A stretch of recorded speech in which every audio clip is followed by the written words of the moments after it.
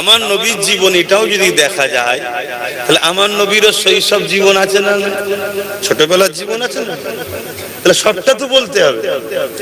তা আমরা সারা বছরই নবীকে নিয়ে আলোচনা করি, কিন্তু রবিউল আউয়ালের চাঁদে নবীর শৈশব জীবন, ছোটবেলার জীবনটা আলোচনা করি। জোরে বলুন সুবহানাল্লাহ। তো এটা হলো নবীর ছোটবেলার জীবনী আলোচনা করা মাস। এই মাসে কেন নবী আগমন করেছিলেন, এই মাসে আমাদের নবী দুনিয়ায় তাশরীফ এনেছিলেন, এই মাসে আমাদের নবী আমাদেরকে জাহান্নাম থেকে বাঁচিয়ে জান্নাতে নিয়ে যাওয়ার জন্য এসেছিলেন। জোরে বলুন সুবহানাল্লাহ। এই ক্ষমতা নবীর আছে না নাই? আর দিয়েছেন কে? আল্লাহ। হ্যাঁ, এই জায়গাটা আকীদা ঠিক রাখতে হবে। সব কিছুর মালিক হলেন আল্লাহ, কিন্তু সবকিছুর উপরে পাওয়ার তিনি, তিনার বন্ধু, আমাদের নেতা, দোনো জাহানের সুলতান, বাদশাদের বাদশাহ, নবীদের নবী হযরত মুহাম্মদ সাল্লাল্লাহু আলাইহি সাল্লামকে আল্লাহ ক্ষমতা দিয়েছে, পাওয়ার দিয়েছে। জোরে বলুন সুবহানাল্লাহ। আসেন আলোচনার দিকে যাচ্ছি। পাহাড় আরেকটু ঘোরাতে হবে ভাই, নাই কানে লাগছে, অতিরিক্ত হয়ে গেল, শুধু হালকা করে পিঠটা লাগলি হবে।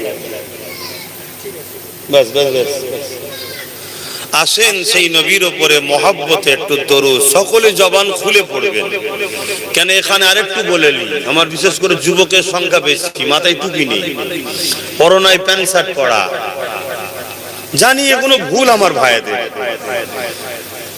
কিন্তু এরপরও সবার দিলে একটা চাহাত আছে আমি জান্নাতে যাব, তাই তো নাকি? বলো না আমার ভাইয়েরা, এই শখটা সবার আছে না নাই? তা জান্নাত যেতে গেলে আল্লাহর দয়া ছাড়া কখনো হবে না। আল্লাহর দয়াটাই হলো মুহাম্মদ সাল্লাল্লাহু আলাইহি সাল্লাম। জোরে বলুন সুবহানাল্লাহ। ওমা আরসালনাকা ইল্লা রাহমাতাল লিল আলামিন। আল্লাহ তার বন্ধুকে তামাম আলমের জন্য দয়া করেছে। জোরে বলুন সুবহানাল্লাহ। তা আমি আজ পাপী, কথা ঠিকই, অন্যায়কারী, কিন্তু আল্লাহর রহমত যদি আমার উপরে নজর হয়ে যায়, আল্লাহর রহমত যদি আমি পেয়ে যাই, তাহলে কাল আমি ওলি হব না, এর তো কোনো কথা নেই।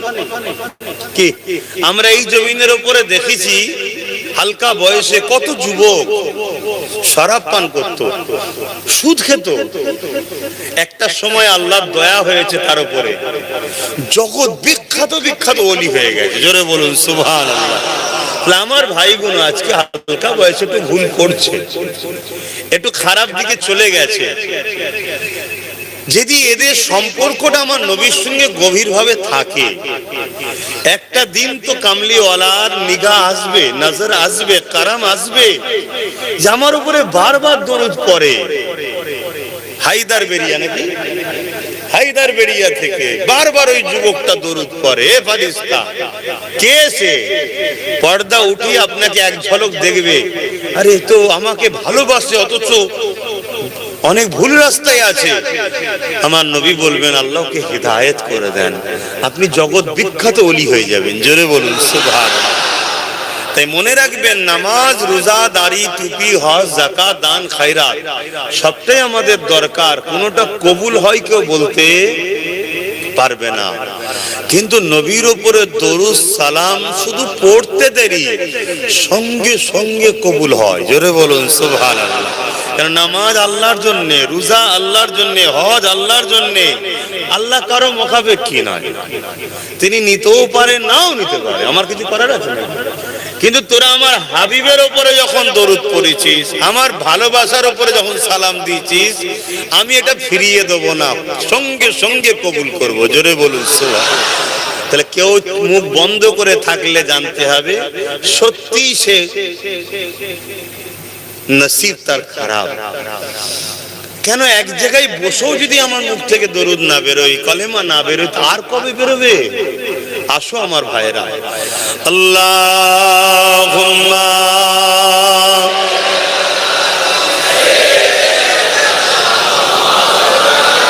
ওয়ালা আলি সাল্লাল্লাহু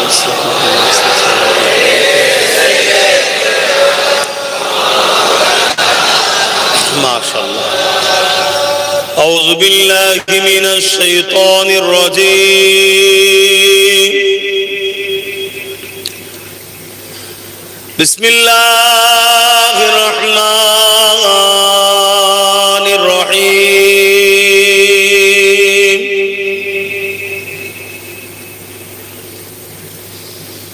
আলহামদুলিল্লাহ আলহামদুলিল্লাহ নাহমাদুহু ওয়া নাস্তাঈনুহু ওয়া নাস্তাগফিরুহু ওয়া নু'মিনু বিহি ওয়া নাতাওয়াক্কালু আলাইহি ওয়া নাউযু বিল্লাহি মিন শুরুরি আনফুসিনা ওয়া মিন সাইয়্যাতি আমালিনা। من يهده الله فلا مضل له ومن يضلله فلا هادي له ونشهد أن لا إله إلا الله وحده لا شريك له ونشهد أن سيدنا وحبيبنا ومولانا محمدا عبده ورسوله.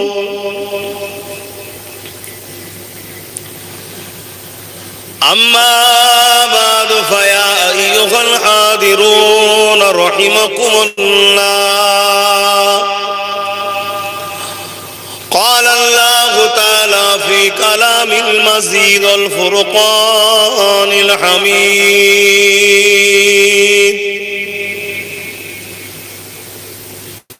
إن الله وملائكته يصلون على النبي يا أيها الذين آمنوا صلوا عليه وسلموا تسليما. اللهم صل على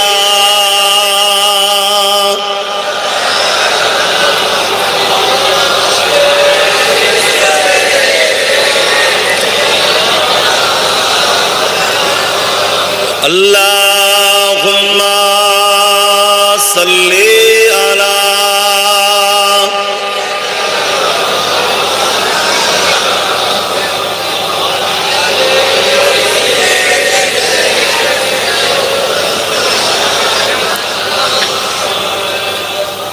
جو کوئی غم ستائے تو مدینہ یاد کر لینا، نہ دل کو چین آئے تو مدینہ یاد کر لینا. جو کوئی غم ستائے تو مدینہ یاد کر لینا، نہ دل کو چین آئے تو مدینہ یاد کر لینا. عمر زندگی میں غم کے دن تو آئی جاتی ہے، عمر زندگی میں غم کے دن تو آئی جاتی ہے. جو کوئی غم ستائے تو مدینہ یاد کر لینا. اللہم صلی علی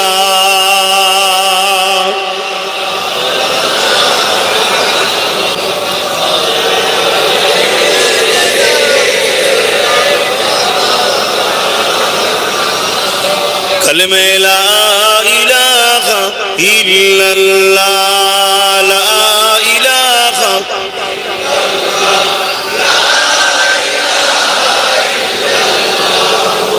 মুহাম্মাদুর হাসবি রাব্বি জাল্লাল্লাহ মা ফি কলবি খায়রুল্লাহ নূর মুহাম্মদ সাল্লাল্লাহ হক লা ইলাহা ইল্লাল্লাহ লা ইলাহা লা ইলাহা ইল্লাল্লাহ মুহাম্মাদুর রাসূলুল্লাহ লা ইলাহা ইল্লাল্লাহ লা ইলাহা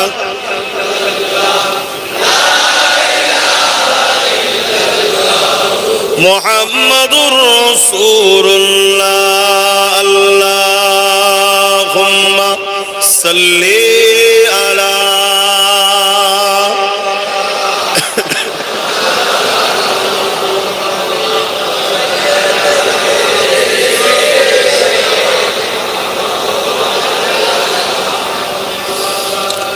وقال الله تعالى في كلام المزيد والفرقان الحميد قد جاءكم من الله نور وكتاب مبين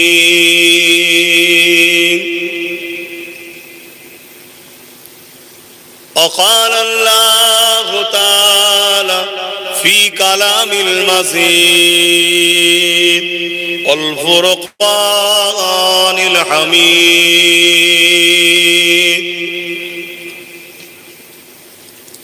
قل بفضل الله وبرحمته فبذلك فليفرحوا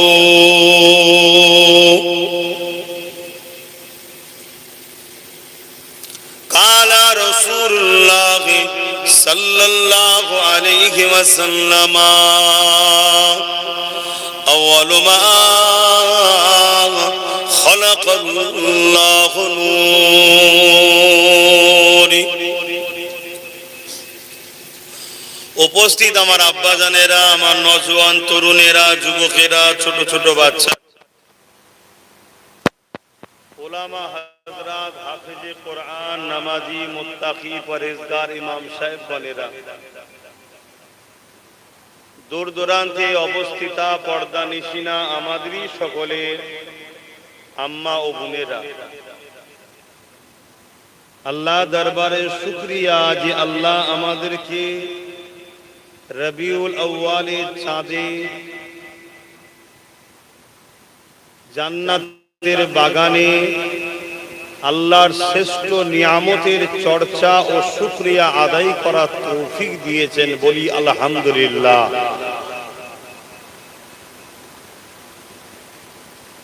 কোরআন শরীফ কালামুল্লাহ, আল্লাহর কথা, পেয়েছি হুজুর পাক সাল্লাল্লাহু আলাইহি সাল্লামের জবানে, হুজুরের ওসিলায়। আফজালুল ইবাদ নামাজ সালাত, সেটাও পেয়েছি হুজুরের ওসিলায়। এবং আমার আল্লাহ তিনি কুল কায়নাতকে তৈরি করেছেন, সবকিছুর লক্ষ্য হলো তিনার বন্ধু মুহাম্মদ সাল্লাল্লাহু আলাইহি ওয়াসাল্লামের জন্য। এই মাসের 12 তারিখ সোমবার শবে সাদেকের সময় 570 খ্রিস্টাব্দে 12 রবিউল আউয়ালে সোমবার শবে সাদেকের সময় আল্লাহর বন্ধু দোনো জাহানের সুলতান নবীদের নবী আহমদ মুস্তফা মোহাম্মদ মুস্তফা সাল্লাল্লাহু আলাইহি ওয়াসাল্লাম দুনিয়ার বুকে উপস্থিত ও হাজিরি বা মৌলুদ মিলাদ হয়েছিল। মিলাদ শব্দটা আরবি কথা, যার বাংলা মানে জন্ম, কিন্তু হুজুরের শানে আমি জন্ম এজন্য বলছি না, কেন আমার নবীর সৃষ্টি দুনিয়াবি জিন্দেগি 63 বছরের জন্য এসেছে, কিন্তু আমার নবী পাক সাল্লাল্লাহু আলাইহি সাল্লামের সৃষ্টি যখন বাপ আদম আলাইহিস সালাম পানি কাদার সঙ্গে মিলেছিল, তারও হাজারো হাজারো বছর আগে আমার মুহাম্মদ রাসূল নবী ছিলেন। জোরে বলুন সুবহানাল্লাহ। আদবের দিকে খেয়াল করে উপস্থিতি বলবো, হাজিরি বলবো। উর্দু কিতাবের মধ্যে আছে তশরিফ নিয়ে এসেছিলেন, আরবিতে মৌলুদ বলা হয়। তাই আহলে সুন্নাত আল জামাত জান্নাতি দলের অনুসারীরা এই মাসে আমার নবীর শিশুবেলার জীবন ইতিহাস গুলো নবীর উম্মতকে বেশি বেশি করে শোনায়। নবীকে চেনা, নবীকে জানা, নবীর লাইফ স্টাইল সম্বন্ধে ওয়াকিফ হাল হওয়া নামাজ, রোজা, দাড়ি, টুপি, হজ, যাকাতের থেকেও অনেক বড় ব্যাপার। কথাটা মাথায় ঢুকলো কি? হ্যাঁ। কেন নামাজ, রোজা, দাড়ি, টুপি, হজ, যাকাতটা হলো আমল। কেউ আমলে 60%, কেউ আমলে 80%, কেউ আমলে 90%, কেউ আমলে 100%। সবার আমল কিন্তু সমান হয় না। কিন্তু আমার নবী হলেন ঈমান। জোরে বলুন সুবহানাল্লাহ। আমল সেই ব্যক্তি করবে যে চাকরি পেয়েছে, অর্থাৎ যে ঈমান এনেছে। ডিউটি তার জন্য যে চাকরি পায়। আগে ঈমান আনতে হবে, তারপরে আপনার জন্য ডিউটি নামাজ, রোজা, হজ, যাকাত, দান, খায়রাত ইত্যাদি ইত্যাদি ইত্যাদি। যে যত করবে তার মাকাম জান্নাতে তত বাড়বে। কিন্তু ঈমান যদি না থাকে, ডিউটি করে করে হাঁপিয়ে গেল, মাইনে পাওয়া একটু সারা দেবেন না। এই যে আমাদের সমাজে খাকি পোশাক পরা যেসব ভাইরা রয়েছেন, পুলিশ, কেউ যদি চাকরি না পেয়ে ডিউটি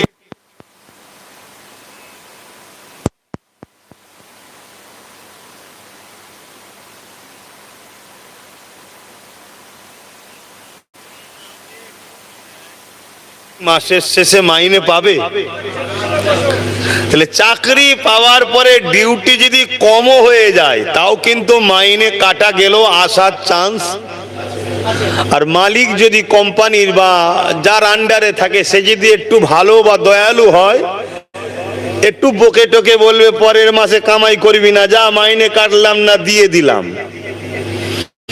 তো দুনিয়ার যদি মালিক এত দয়ালু দেখাতে পারে, যিনি দয়ার মালিক, যিনি দয়া সৃষ্টিকর্তা, যিনি দয়ার খোদ মালিক, সেই আল্লাহর কাছে যদি আমাদের চাকরি অর্থাৎ ঈমান আনার পরে ডিউটিতে যদি একটু এদিক ওদিক হয়েও যায়, আশা রাখা যেতে পারে তিনি বড় দয়ালু, আমাদেরকে যা মাফ করে দিলাম। জোরে বলুন সুবহানাল্লাহ। আর যদি চাকরি না পাই, হুজুরকে চিনলাম না, হুজুরের আদব, হুজুরের প্রেম নাই, অর্থাৎ ঈমান নাই, তাহলে তার উপরে কি দয়া হবে? খুব ভালো করে কথাগুলো শুনবেন। আমি মনে করি প্রত্যেকটা বাপ মা ভাই বোনের হৃদয়ে আমার নবীর প্রেম ও আদবকে ঢুকিয়ে দিবার আমি চেষ্টা করছি। জানি না আমার এই খেদমত আল্লাহ কবুল করবেন কিনা, কিন্তু চেষ্টা এটা, মিশন একটা।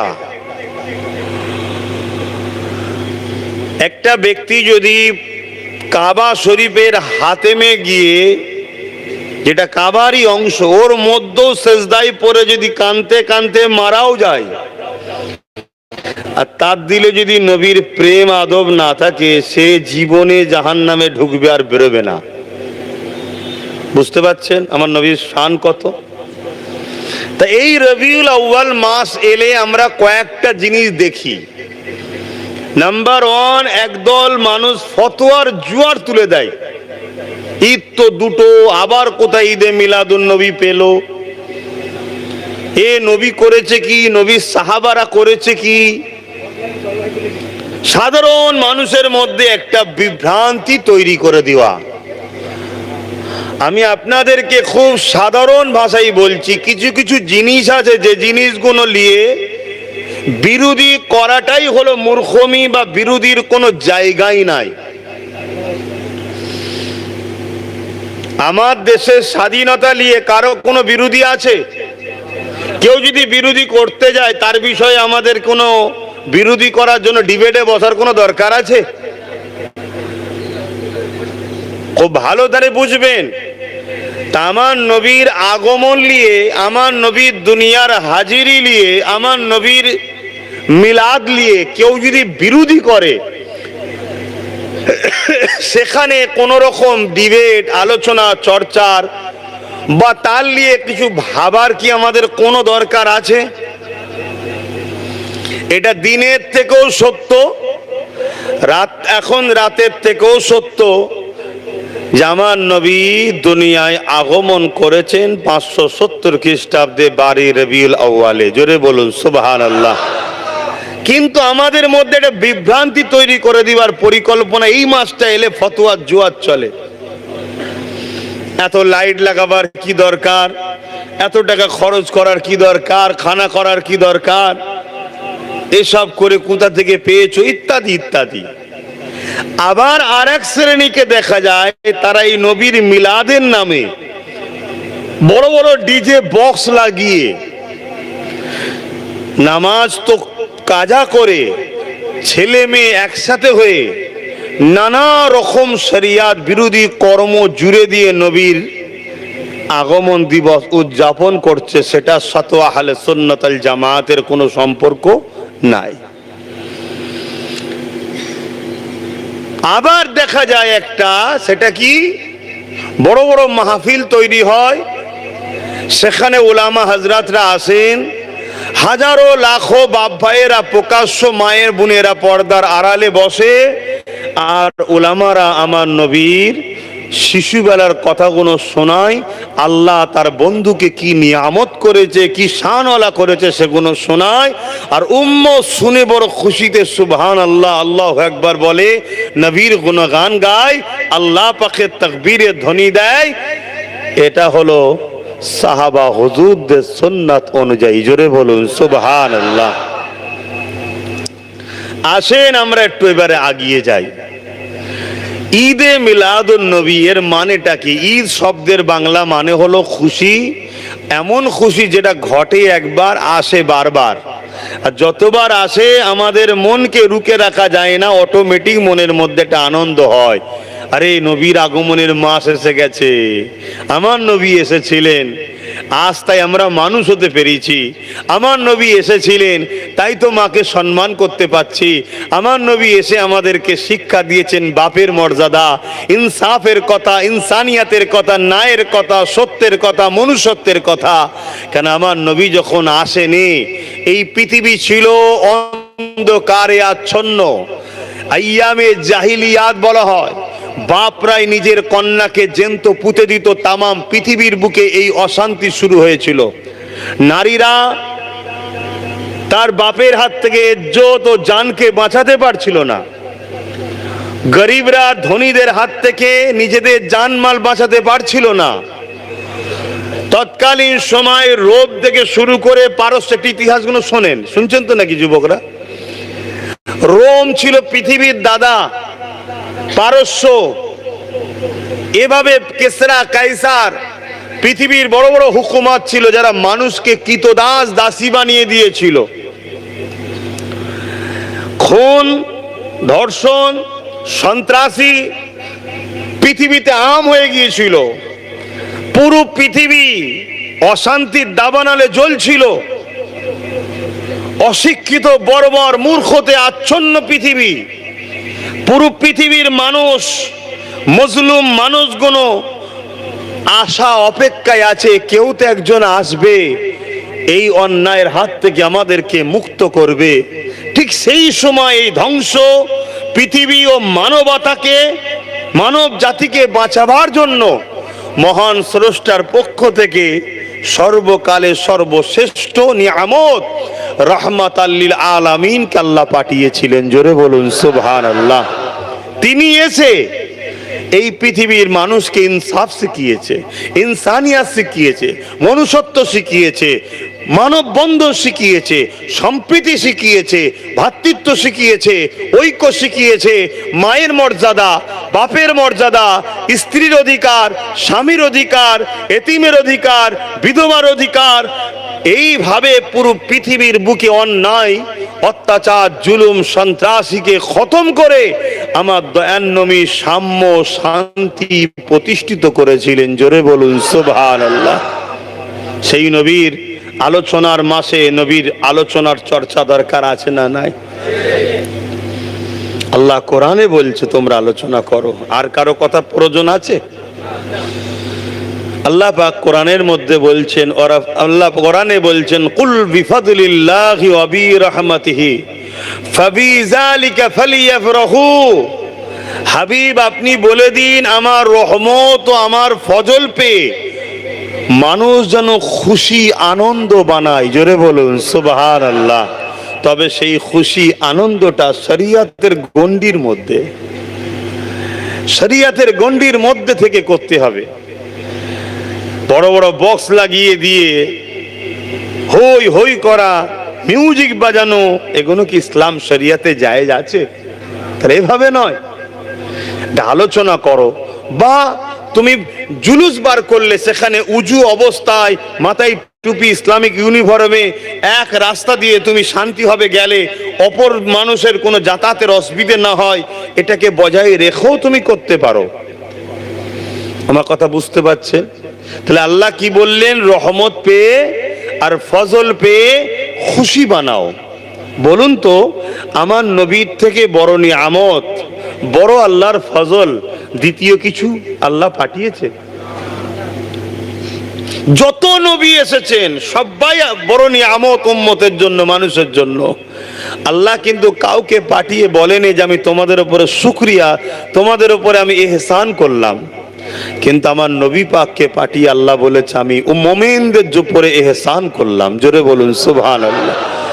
আল্লাহ যে আমাদের উপরে ইহসান করেছেন, এই ইহসানের শুকরিয়া আদায় করা দরকার আছে না নাই? শুকরিয়া অনেক ভাবে হয়।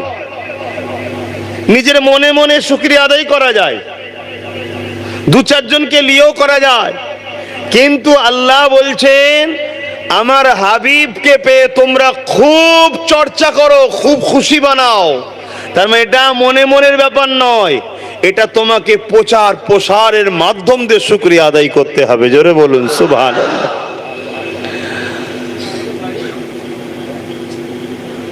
আল্লাহ পাক কোরআনের মধ্যে আমার নবী পাক সাল্লাল্লাহু আলাইহি সাল্লামকে সবথেকে বড় নিয়ামত করেছে। দুটো হাত আমাদের জন্য নিয়ামত তো নাকি গো? এই হাত দুটো না থাকলে কত অসহায় বলুন তো। কে দিয়েছে? আল্লাহ কি বলেছে আমি তোদের উপরে ইহসান করেছি? বলেন। দুটো চোখ কে দিয়েছে? এই চোখ না থাকতাম একা চলতে পারতাম? তাহলে এই দুটো চোখ বড় নিয়ামত দিয়েছেন আল্লাহ, কিন্তু বলেন যে আমি তোদের উপরে ইহসান করলাম। দুটো পা দিয়েছেন আল্লাহ, না হলে চলতে পারতাম না, তাও আল্লাহ বলেন ইহসান করলাম। জিন্দেগি দিয়েছে, জান আল্লাহ দিয়েছে আল্লাহ, তারপরেও বলেন না তোদের উপর আমি ইহসান করলাম। কিন্তু 12 রবিউল আউয়াল সোমবার শবে সাদেকের সময় আমার নবীকে পাঠিয়ে আল্লাহ বলছেন মুমিনদের উপরে আমি আমার মাহবুবকে পাঠিয়ে বড় ইহসান করলাম। জোরে বলুন সুবহানাল্লাহ। এ থেকে আল্লাহ বুঝাচ্ছেন তোদের পায়ের থেকে, হাতের থেকে, চোখের থেকে, জিন্দেগির থেকে, জানের থেকেও আমার বন্ধু হলো অনেক দামি। জোরে বলুন সুবহানাল্লাহ। সেই নবীর পেয়ে আমরা খোদার শুকরিয়া আদায় করি, এটা হলো শুকরানা মাহফিল। এবং আমরা এখানে খুশি প্রকাশ করি আমার নবীর আলোচনাগুলো শুনে, ছোটবেলার আলোচনাগুলো শুনে। এবং আল্লাহ কোরআনে বললেন রাহমাতাল লিল আলামিন, আমি রহমত করে পাঠিয়েছি। কেমন দয়া, কেমন রহমত আমার নবী! আমার নবী কি শুধু মুসলমানদের জন্য রহমাতাল লিল আলামিন? আমার নবী তামাম মখলুকাতের জন্যই দয়া। জোরে বলুন সুবহানাল্লাহ। তো সেই নবী পেয়ে আমাদেরকে শুকরিয়া, আনন্দ প্রকাশ করতেই হবে, এটা আল্লাহর হুকুম। সেই হুকুম আমরা পালন করছি। এবারে সময়ের একটা ডিমান্ড থাকে, এখন হ্যাচাক জ্বালিয়ে যদি আমি করি আজকের দিনে আমাদের নিউ জেনারেশনকে আর পাবো না, কারণ সময়ের ডিমান্ড করছে। তাই একটু লাইটিং করা, আলো করা, যাতে করে আমাদের নিউ জেনারেশন বা যুব সমাজ তারা একটু ভিড় করে, এর চরে কত সুন্দর করে সাজিয়েছে, ওটা হলো মূলত অ্যাট্রাকশনের জন্য। কিন্তু আমার উদ্দেশ্য কি, যাতে ওই অ্যাট্রাকশনে ও ছুটে আসে, আর আসলেই ওর দিলে আমার নবীর প্রেম ঢুকাবো। জোরে বলুন সুবহানাল্লাহ। তুমি আলোর দিকে ছুটছো কেন? তুমি তো তোমার কন্যার বিয়ের সময় আলো লাগাও, তখন তো ফতোয়াবাজি হয় না। তুমি তো তোমার বেটার বিয়ের সময় গরু জবাই করে, খানা করে, লাইটিং করে খাওয়াও, তখন তো ফতোয়া হয় না। এখানে আলো তো তোমার ফতোয়া হচ্ছে কেন? হ্যাঁ, এটা উদ্দেশ্য মানুষকে আকর্ষণ করে টেনে নিয়ে আসা, বিশেষ করে যুব সমাজকে, বিশেষ করে নতুন প্রজন্মকে। যখনই এই মাস হলো, সঙ্গে সঙ্গে সব বাড়িতে আলো সাজতে শুরু হয়েছে। আমাদের নতুন প্রজন্ম বাচ্চা কোনো জিজ্ঞেস করবে, আব্বা কি ব্যাপার? আরে আমার নবীর আগমনের মাস। পরের বছর আবার কি ব্যাপার? নবীর আগমনের মাস। ও বাচ্চা জেনেই গেল লাইটিং যখন হচ্ছে তার মানে হুজুরের আহমদের মাস এসে গেল, ওর দিলে হুজুরের মোহাব্বত চাহা ঢুকতে শুরু করলো। জোরে বলুন সুবহানাল্লাহ। কিন্তু দুঃখের বিষয়, পুরো পৃথিবী জুড়ে একটাই ষড়যন্ত্র চলছে, আমাদের দিল থেকে রসুলকে বার করে দাও। কেন, নেতা যদি না থাকে ও সমাজ কখনো কামিয়াবি হতে পারবে না। আর আফসোস, আমরা যারা উলামা দাবি করি, প্রত্যেকটা দলের লোককে নিয়ে আসো, দাঁড়িয়ে গিয়ে তার দলের নেতার প্রচার করে। আমরা যারা উলামা দাবি করি, আমরা রসুলের ওয়ারিস, আমরা বড় বড় মজলায় যাই, বড় বড় জলসায় যাই, বড় বড় ওয়াইজিনে যাই, বা মসজিদে দাঁড়িয়ে নামাজ পড়াই 52 জুম্মায়, কিন্তু আমরা নবীর সম্বন্ধে যুবককে শোনাতে চাই না। অথচ আমাদের কাছে সবই আছে। মসজিদ বাড়ছে না কমছে? নামাজি যদি না বাড়ে তো মসজিদ বাড়ছে কেন? মাদ্রাসা বাড়ছে না কমছে? ছেলে যদি না পড়াশোনা করে ধর্মীয় শিক্ষা, তাহলে বাড়ছে কেন? সব জায়গাতেই বাড়ছে। অপরদিকে আমাদের বিপদ ও আমাদের উপরে জুলুম বাড়ছে না কমছে কেন? নামাজি বাড়ছে, মসজিদ বাড়ছে, মাদ্রাসা বাড়ছে, টুপি বাড়ছে, বোরখা বাড়ছে, সব বাড়ছে, তারপরেও মার খাচ্ছি কেন?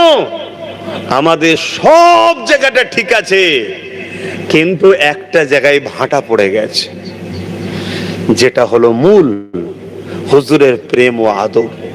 খেয়াল করে দেখুন, প্রচুর জলসা হয়, প্রচুর কিছু হয়, আমার নবীর শানলি আমাদের ঘরে শোনাতে চাই না, আমার নবীর আজমতলি আমাদেরকে শোনাতে চাই না, আমার নবীর মাকামলি আমাদেরকে শোনাতে চাই না, আমার নবীকে আল্লাহ কত বড় নিয়ামত করেছে আমাদেরকে শোনাতে চাই না।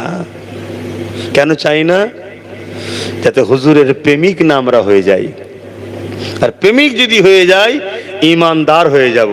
আর ইমানদার মুচকে যাবে, মিটে কিন্তু যাবে না। ইমানদারকে মিটাতে কেউ কখনো পারেনি আর পারবে না। আসুন এবারে আবার নবীর কিছু কথা আলোচনা করব, দেখি আপনারা খুশি হন কিনা। দেখুন তো আমার নবীকে কি নিয়ামত করেছে আল্লাহ। নবী চাচাজান হযরত আব্বাস রাদিয়াল্লাহু তাআলা আন, তিনি এলাকার মানুষকে দাওয়াত দিয়ে সব ডেকে এক জায়গায় জড়ো করেছে, যেমন আপনারা জড়ো হয়েছেন। তো নবীর চাচাজান ডেকে জড়ো করেছে, জড়ো করে সেখানে নবীর চাচা দাঁড়িয়ে বক্তব্য দিচ্ছে, ওয়াজ করছে। কি ওয়াজ? আমার নবীর ছোটবেলার কথা। জোরে বলুন সুবহানাল্লাহ। তাহলে নবীর ছোটবেলার কথা বলা, এটা নবীর সাহাবী এবং নবীর চাচা হযরত আব্বাস রাদিয়াল্লাহু তাআলা আন হুজুরের সুন্নাত। জোরে বলুন সুবহানাল্লাহ। আল্লাহ নবী পাশ দিয়ে যাচ্ছিলেন, নবী পাককে দেখে সাহাবা হুজুররা বা এলাকার মানুষরা দাঁড়িয়ে গেলেন, গিয়ে সালাম দিলেন। তাই আমরাও দাঁড়িয়ে সালাম দিই। আল্লাহ নবী জিজ্ঞাসা করছেন, তোমরা কি করছো? নবী পাকের চাচাজান বলছেন, হুজুর আমি আমার গ্রামবাসীকে ডেকে, প্রতিবেশীকে ডেকে আপনার শিশুবেলায় যা ঘটনা ঘটেছিল আম্মা আমেনার মুখে শুনেছি, আমি নিজেও কিছু দেখেছি, আমার বোনের থেকে কিছু শুনেছি, অর্থাৎ নবী পাকের ফুপু যান, এই সব কথাগুলো আমার গ্রামবাসীকে শোনাচ্ছি, যে আমার নবী যখন এসেছিল এই এই ঘটনা ঘটেছিল। আল্লাহ নবী বড় খুশি হয়ে গেলেন। শুনছো যুবকরা? খুশি হয়ে গিয়ে বলছে, ওয়াজাবাত লাহু শাফাআতি, আমি নবীর শাফাআত তোমাদের জন্য ওয়াজিব। জোরে বলুন সুবহানাল্লাহ। সাহাবী জিজ্ঞেস করলেন, হুজুর শুধু আমাদের জন্যে না যুগে যুগে যারাই আপনার শিশুবেলার আলোচনা করবে, মিলাদ করবে? আল্লাহ নবী বললেন, যারাই আমার শিশুবেলার আলোচনা করবে, শুনবে, খুশি বানাবে, আনন্দ করবে আমার আলোচনা শুনে, তার মানে মহব্বত আছে। কি কারো যদি বাচ্চার প্রশংসা করা হয় তার বাবা মা খুশি হয়, তার যদি রাসূলুল্লাহর আনন্দ ছোটবেলার কথা বলা হয় নবীও খুশি হয়, আল্লাহও খুশি হয়, তাদেরকেই আমি নবীর শাফাআত করব। জোরে বলুন সুবহানাল্লাহ। এখন কারো মাথায় যেতে পারে যে এতগুলো লোক বসে আছে, এদের মধ্যে আকসার তো মাথায় টুপি নেই, প্যান্ট শার্ট পরা, ঠিক মতো নামাজই পড়ে না, হয়তো এদেরকে নবী শাফাআত করবে। তো শাফাআতটা কার জন্য? ওলির জন্য না পাপীর জন্য? শাফাআতটা কার জন্য? ভালো লোকের জন্য না খারাপ লোকের জন্য? ভালো লোকের জন্য শাফাআত তো দরকার নেই, শুধু জান্নাত যাবেই। খারাপ লোকের জন্যই তো শাফাআত হবে। আমরাই তো সেই আসামিগুলো, আমাদের জন্যই তো নবী শাফাআত করবে, আমাদের ঘরেই তো নবী পার করাবে। জোরে বলুন সুবহানাল্লাহ। দ্বিতীয় নম্বর কথা, আপনি এত ভেঙে পড়ছেন কেন? যদি সব ছেলেগুলো জান্নাতে যায় তো আপনারও তো বুকে ব্যথা হয় কেন? অসুবিধা আছে জান্নাত গেলে? তা জান্নাত যাবার মতো আল্লাহ তৈরি করে নিতে পারে না, পারে না? আমি তো প্রথমেই বললাম, এই ছেলেগুলো কালকে নামাজি, মুত্তাকি, পরেজগার, হাজি, গাজী, আল্লাহওয়ালা হয়ে যেতে পারে। তা আল্লাহ নবীর শাফাআত যখন হবে, তাকে আল্লাহ উপযুক্ত শাফাআত পাওয়ার তৈরিও করে নেবে। তোমার আমার মাথায় চাল ভেঙে পড়ে কেন? হ্যাঁ, সব জায়গাতে আমি তুমি বিশ্বাসী করি, আর শুধু নবীর বেলাতেই সমস্যা কেন? হ্যাঁ, মায়ের পায়ের তলায় জান্নাত বললে কোনো আপত্তি হয় না। মায়ের আল জান্নাত ও তাহাত আকদামুল উম্মাত, হাদিস পাক আছে না নাই? মায়ের পায়ের তলায় ছেলেদের জান্নাত, কোনো সমস্যা এলে বিরোধী আছে? এই জোরে বলেন। আর যদি বলা হয় মুহাম্মদ সাল্লাল্লাহু আলাইহি সাল্লাম, তিনাকে এক ঝলক যে দেখবে তার জন্য জাহান্নাম হারাম, জান্নাত হালাল। জোরে বলুন সুবহানাল্লাহ। ওখানে ফতোয়া শুরু হয়ে যায়। তাহলে জানতে হবে, এ সেজেছে মুসলমান, ভেতরে মুনাফিকি। এর লক্ষ্য উম্মতকে নবীর সাথে সরাবে। কেন সরাবে? যাতে ঈমানটা চলে যায়। ঈমান চলে গেলে কি হবে? আমাদেরকে যারা মিটাতে চাইছে তারা সাকসেসফুল হবে। কোন দেশে পারমাণবিক শক্তি আছে, আমার ভাই বুঝছেন তো নাকি? অনেকে বিরক্ত হচ্ছেন নাকি? আমি টান দেবো, চিন্তা করছেন কেন? আনন্দ এইসব শোনা দিতে ভক্ত, কিন্তু না, এটাও জানতে হবে। প্রথম জিনিসগুলো একটু শুনেলেন। কোন দেশে যদি পারমাণবিক শক্তি থাকে, সে দেশের সঙ্গে লড়াই করতে কেউ চায়? কেন চাই না? এই পারমাণবিক শক্তি আছে, মেরে দিলেই বই শেষ, তাই তো নাকি? তো পারমাণবিক শক্তিটা কি? এটা মানুষ তৈরি করেছে। তো মানুষ তৈরি করেছে, তার যদি এত শক্তি হয়, তাহলে বলুন, যাক দিলে ঈমান আছে, তার সাহায্যকারী আল্লাহ, আল্লাহর শক্তি বেশি না পারমাণবিক বোমের শক্তি বেশি? যার সাহায্যকারী আল্লাহ হবে, অর্থাৎ যার দিলে ঈমান মজবুত আছে, তাহলে তার পাওয়ারটা কত? হ্যাঁ, ওই তো খেয়াল করে দেখুন না, খাজা মঈনুদ্দিন আজমিরি 800 বছর আগে চলে গেছে, এখনো তার পাওয়ার কত? দেশের প্রধানমন্ত্রী চাদর পাঠাচ্ছে। জানেন না? জানেন না? তাহলে দেশের প্রধানমন্ত্রীর থেকে পাওয়ার তুলনা করতে চাইছি না, কেন ওনার মাকাম অনেক বড়।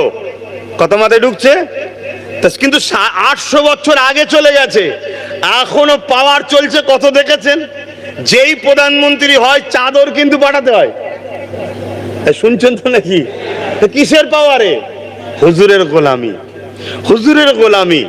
850 বছর চলে গেছে। বাগদাদের সুলতান আব্দুল কাদের জিলানী আল বাগদাদি আল হাসিমি আল হাসানি আল হুসাইনি, আমেরিকা কত বোম ফেলেছে, একটাও ফাটেনি। মিসাইল ফেটেছে, একটাও ফাটেনি। কেন? নবীর গোলাম আছে। লাস্টে কি করেছে? পায়ে হেঁটে নেমেছে, পায়ে হেঁটে নেমেছে। তুই যা করছিস করবে, যা, দাদাগিরি দিয়ে করবি নি, তাহলে হবে না। পায়ে হেঁটে নেবে, নত হয়েছে। তাহলে চিন্তা করুন, 850 বছর আগে চলে গেছে। পাওয়ারটা কিসের? ঈমান। ঈমানটা কিসের? নবীর গোলামি। যে যত বড় গোলাম, তার ঈমান তত বড় পাওয়ারফুল। জোরে বলুন সুবহানাল্লাহ। এটা মাথার মধ্যে ঢুকাও যুবক। সব জায়গায় কম্প্রোমাইজ চলে। সব জায়গায় সেটিং চলে, আন্ডারস্ট্যান্ডিং করো, চলো দুদিনের দুনিয়া করে লাও করে লাও করে লাও। কিন্তু আল্লাহ নবীর প্রেম ও আদবের কাছে কোনো সেটিং চলে না। এটা হচ্ছে রেড জোন, 0 পয়েন্ট। এখানে শুট করে আউট ছাড়ার কোনো রাস্তা নাই, মনে থাকবে। আল্লাহ নবী চাচাজান হযরতে আব্বাস রাদিয়াল্লাহু তাআলা তিনি নবী পাকের শিশুবেলার আলোচনার মাহফিল বানিয়েছিলেন, যেটাকে আরবিতে বলা হয় মিলাদের মাহফিল। এই মাহফিলের আলোচনা শুনে আমরা বড় আনন্দিত হই, এই জন্যে বলা হয় ঈদে মিলাদুন নবীর মাহফিল। এ যুবকেরা আমি জানতে চাই, আমার নবী পাকের আগমনে আমরা খুশি না বেজার? খুশিটাই তো আরবিতে বলা হয় ঈদ, কিন্তু আমাদেরকে ঘাবড়ে দেয়। ঈদ তো দুটো, এই তো নাকি গো? একটা ঈদুল আযহা, একটা ঈদুল ফিতর। এই দুটো ঈদ বলে না? জুম্মার দিনটা ঈদ নয়, ওটা তো সপ্তাহের ঈদ। আর ওটা রোজার ঈদ, ওটা কোরবানির ঈদ। আর রবিউল আউয়াল হলো সমস্ত ঈদের আব্বাজান ঈদ। বুঝতে পারছেন তো নাকি? সব ঈদের ঈদ। কেন রবিউল আউয়াল না হলে দুনিয়াই হতো না। আমার নবীকে না সৃষ্টি করলে, না পাঠালে আল্লাহ কিছু করতেন? আমার নবী যদি না আসতেন কোরবানি আমরা পেতাম? আমার নবী যদি না আসতেন, যে আল্লাহ যদি না বানাতেন, ইব্রাহিম নবীকে বানাতেন, তাহলে সব কিছুর গার্জেন ঈদ হলো রবিউল আউয়াল শরীফ। তাহলে এই দিনটা আমরা সুন্দর করে যেমন সব ঈদের সাজগুজ করি, ঘর পরিষ্কার করি, করেন তো নাকি? সেইটা করতে হবে, যাতে করে আপনাকে দেখে আপনার বাচ্চা প্রশ্ন করে, আব্বা আজকে কেন, আজকে কেন? যেমন কোরবানির ঈদে জিজ্ঞেস করতে হয় না, ছেলে জেনে গেছে। রোজার ঈদেও ছেলে জেনে গেছে, ভোরবেলা উঠে পড়ছে নামাজ পড়তে যাবো, ঈদের নামাজ। এইটাও যেন আপনার বাচ্চা সিনাতে গাঁথে, তবে ওই দুটো বাঁচবে। আর এইটাকে যদি ভুলিয়ে দিতে পারে, ওই দুটো অটোমেটিক। এটা ইসলাম বিদ্বেষীদের প্ল্যান, নবীকে ভুলিয়ে দাও। আর একটু ওখানে আগিয়ে চলেন। আল্লাহ নবী প্রতি সোমবার দিন রোজা রাখতেন। সাহাবা হুজুরা জিজ্ঞাসা করেছিলেন, ইয়া রাসূলুল্লাহ, হাবিবাল্লাহ, আপনি সোমবার দিন কেন রোজা রাখেন? আল্লাহ নবী বলেছিলেন, এ বাবা সাহাবারা, এই সোমবার দিনটা হলো আমার মিলাদের দিন, আমার মৌলুদের দিন।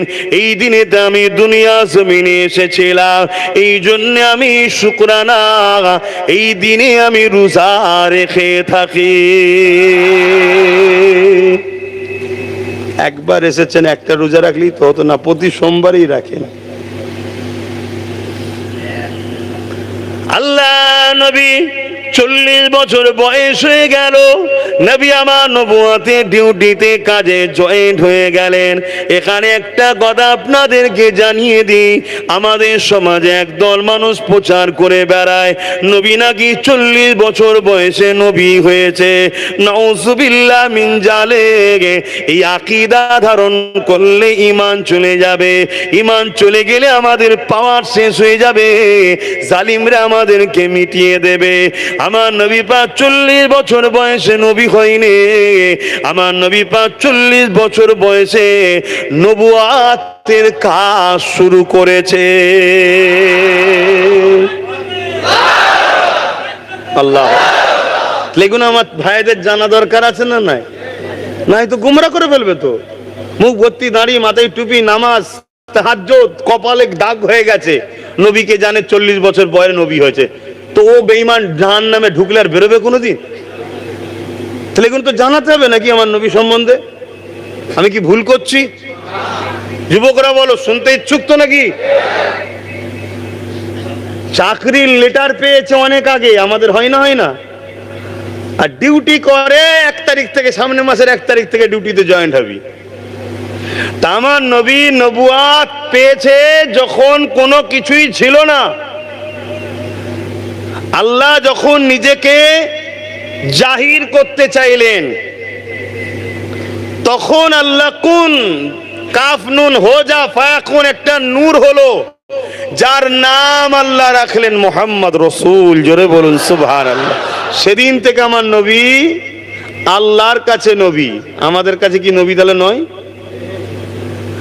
এ বিষয়ে আর একটা কথা বলি, হযরতে জিবরাইল আলাইহিস সালামকে আল্লাহ নবী একদিন জিজ্ঞাসা করেছিলেন, ও হযরতে জিবরাইল আপনার বয়সটা কত? হযরতে জিবরাইল বলেছিলেন, ইয়া রাসূলুল্লাহ হাবিবাল্লাহ, আমি একটা নমুনা আপনাকে শোনাচ্ছি, আপনি হিসাবটা ধরে নেন। কি নমুনা শুনিয়েছিল? হযরতে জিবরাইল বলেছিলেন, ও রব্বি আল্লাহ পাক, আমাকে যখন বানানো হয়েছিল, আমি সৃষ্টি হয়েছিলাম যখন, তখন না মিকাইল ছিল, ইসরাফিল ছিল, আজরাইল ছিল, না জমিন ছিল, আসমান ছিল, না ফারিস্তা ছিল, না জান্নাত জাহান্নাম ছিল, কোনো কিছুই ছিল না। আদম ছিল না, মুসা কালিমুল্লাহ ছিল না, ঈসা রূহুল্লাহ ছিল না। ও রব্বি আল্লাহ, ও ইয়া রাসূলুল্লাহ হাবিবাল্লাহ, আমি যখন সৃষ্টি হয়ে মাথাটা তুললাম, আল্লাহ পাকের আরশ আজিমের নিচে একটা নূরের চাদর রয়েছে। ওই জ্যোতি নূরের লাইটিং এর চাদরে একটা তারার মতো চমক দেখেছিলাম। ওই চমকটা দেখে আমি বড় দিবানা হয়ে গেলাম। প্রতিটা মানুষ বা প্রতিটা ব্যক্তি সুন্দরকে সবাই পছন্দ করে, এই জন্য জিবরাইল আলাইহিস সালাম বলে, ইয়া রাসূলুল্লাহ হাবিবাল্লাহ, ওই নূর আলো তারাটা জ্যোতিটা চমক দেখে এত সুন্দর ছিল, আমি বড় দিবানা হয়ে গেলাম। আমি দেখার জন্য তাকিয়ে রইলাম। একদিন যায়, দুদিন যায়, এমন করে দেখা যায় 70,000 বছর কেটে যাবার পরে ওই তারাটা দ্বিতীয়বার চমকে উঠেছিল। দ্বিতীয়বার দেখার পরে ইয়া রাসূলুল্লাহ হাবিবাল্লাহ, আমি আরো দিবানা হয়ে গেলাম। তৃতীয়বার দেখার জন্য আবারও 70,000 বছর ধরে অপেক্ষা করলাম। 70,000 বছর পরে ওই তারাটা আবার দ্বিতীয়বার উদিত হলো। ইয়া রাসূলুল্লাহ হাবিবাল্লাহ, আমি দেখার জন্য আরো বেচাইন হয়ে উঠলাম। এইভাবে 70,000 বছর ছাড়া ছাড়া একবার করে ওই নূরের ঝলকটা দেখতাম, ওই তারার চমকটা দেখতাম। ইয়া রাসূলুল্লাহ হাবিবাল্লাহ, ওই তারাটাকে আমি মোট 72,000 বার দেখেছি। এই কথাটা যখনই শেষ হয়ে যায়, আল্লাহ নবী মুচকি এসে বলেছিল, জিবরাইল রে, ওই তারা হলো আমি মুহাম্মদ রাসূল। আরো জোরে বলুন সুবহান।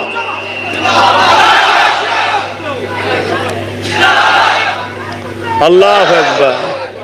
আমার স্লোগান কেউ মাহফিলে দেবে না, ওই রাস্তায় পর্যন্ত ঠিক ছিল। এই মাহফিল হলো আমার হুজুরের। আমি এমন কোন লাট সাহেব নয় যে হুজুরের মাহফিল আমার প্রশংসা করতে হবে।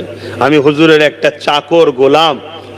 আমি তো আরো খুশি হয় কেউ যদি আমাকে বলে হুজুরের দরবারের পাহারাদার কুকুর, আমি তো আরো খুশি হব। তাহলে আপনি হয়তো শুনবেন আশরাফুল মখলুকাত হয়ে কুকুরের কথা বললেন। আরে মানুষ হলো কুকুরের থেকেও নিকৃষ্ট। মানুষের মধ্যে একদল মানুষ আছে চতুষ্পদ জন্তুর থেকেও নিকৃষ্ট, অথচ আসহাবে সাপ, আজ কি বলে সূরা কাফের মধ্যে আছে 7 জন ওলিকে একটা কুকুর পাহারা দিয়েছিল, কিতমিন, সে আল্লাহর জান্নাতি হবে। জোরে বলুন সুবহানাল্লাহ। আল্লাহ ঘোষণা করে দিতে জান্নাতি, তাকে আল্লাহ পাক পবিত্র করে দিয়েছে, সে কুকুরটা নাপাক নয়। কথা মাথায় ঢুকলো? তাহলে 7 জন ওলিকে ভালোবেসে যদি জান্নাত যাওয়া যেতে পারে, আরে ওলি তো সে হয় যে মোহাম্মদ রসুলের উপরে ঈমান আনে, মুহাব্বত করে। জোরে বলুন সুবহানাল্লাহ। তো যাই হোক, আমার স্লোগান দেবেন না, হুজুরের স্লোগান দেন। মুজাদ্দেদ জামান দাদা হুজুরের স্লোগান দেবেন, কেন দাদা হুজুর হলেন আমার নবীর উপযুক্ত আওলাদ। জোরে বলুন সুবহানাল্লাহ। উপযুক্ত আওলাদ, কেন তিনি জামানার মুজাদ্দেদ ছিলেন। মুজাদ্দেদ আর নবীদের মধ্যে একটা পার্থক্য, নবুয়াতটা পাইনি, বাকি সমস্ত কিছু ক্ষমতা আল্লাহ মুজাদ্দেদদের ঘরে দিয়ে পাঠান। তাই যুবকদের বলবো, আখরি জামানা, হাজারো রকম দাড়ি টুপির ভেতরে চলছে, ইদিক উদিক না করে মুজাদ্দেদ জামানকে ধরে রাখো যদি তুমি কামিয়াবি হতে চাও। বাকিটা যার যার ইচ্ছা। তাহলে কি বললেন? 70,000 বছর ছাড়া ছাড়া একবার করে তারাটা উদিত হয়। 72,000 বার জিয়া সাল্লাম দেখেছে, তখনও আমার নবী নবী ছিলেন। জোরে বলুন সুবহানাল্লাহ।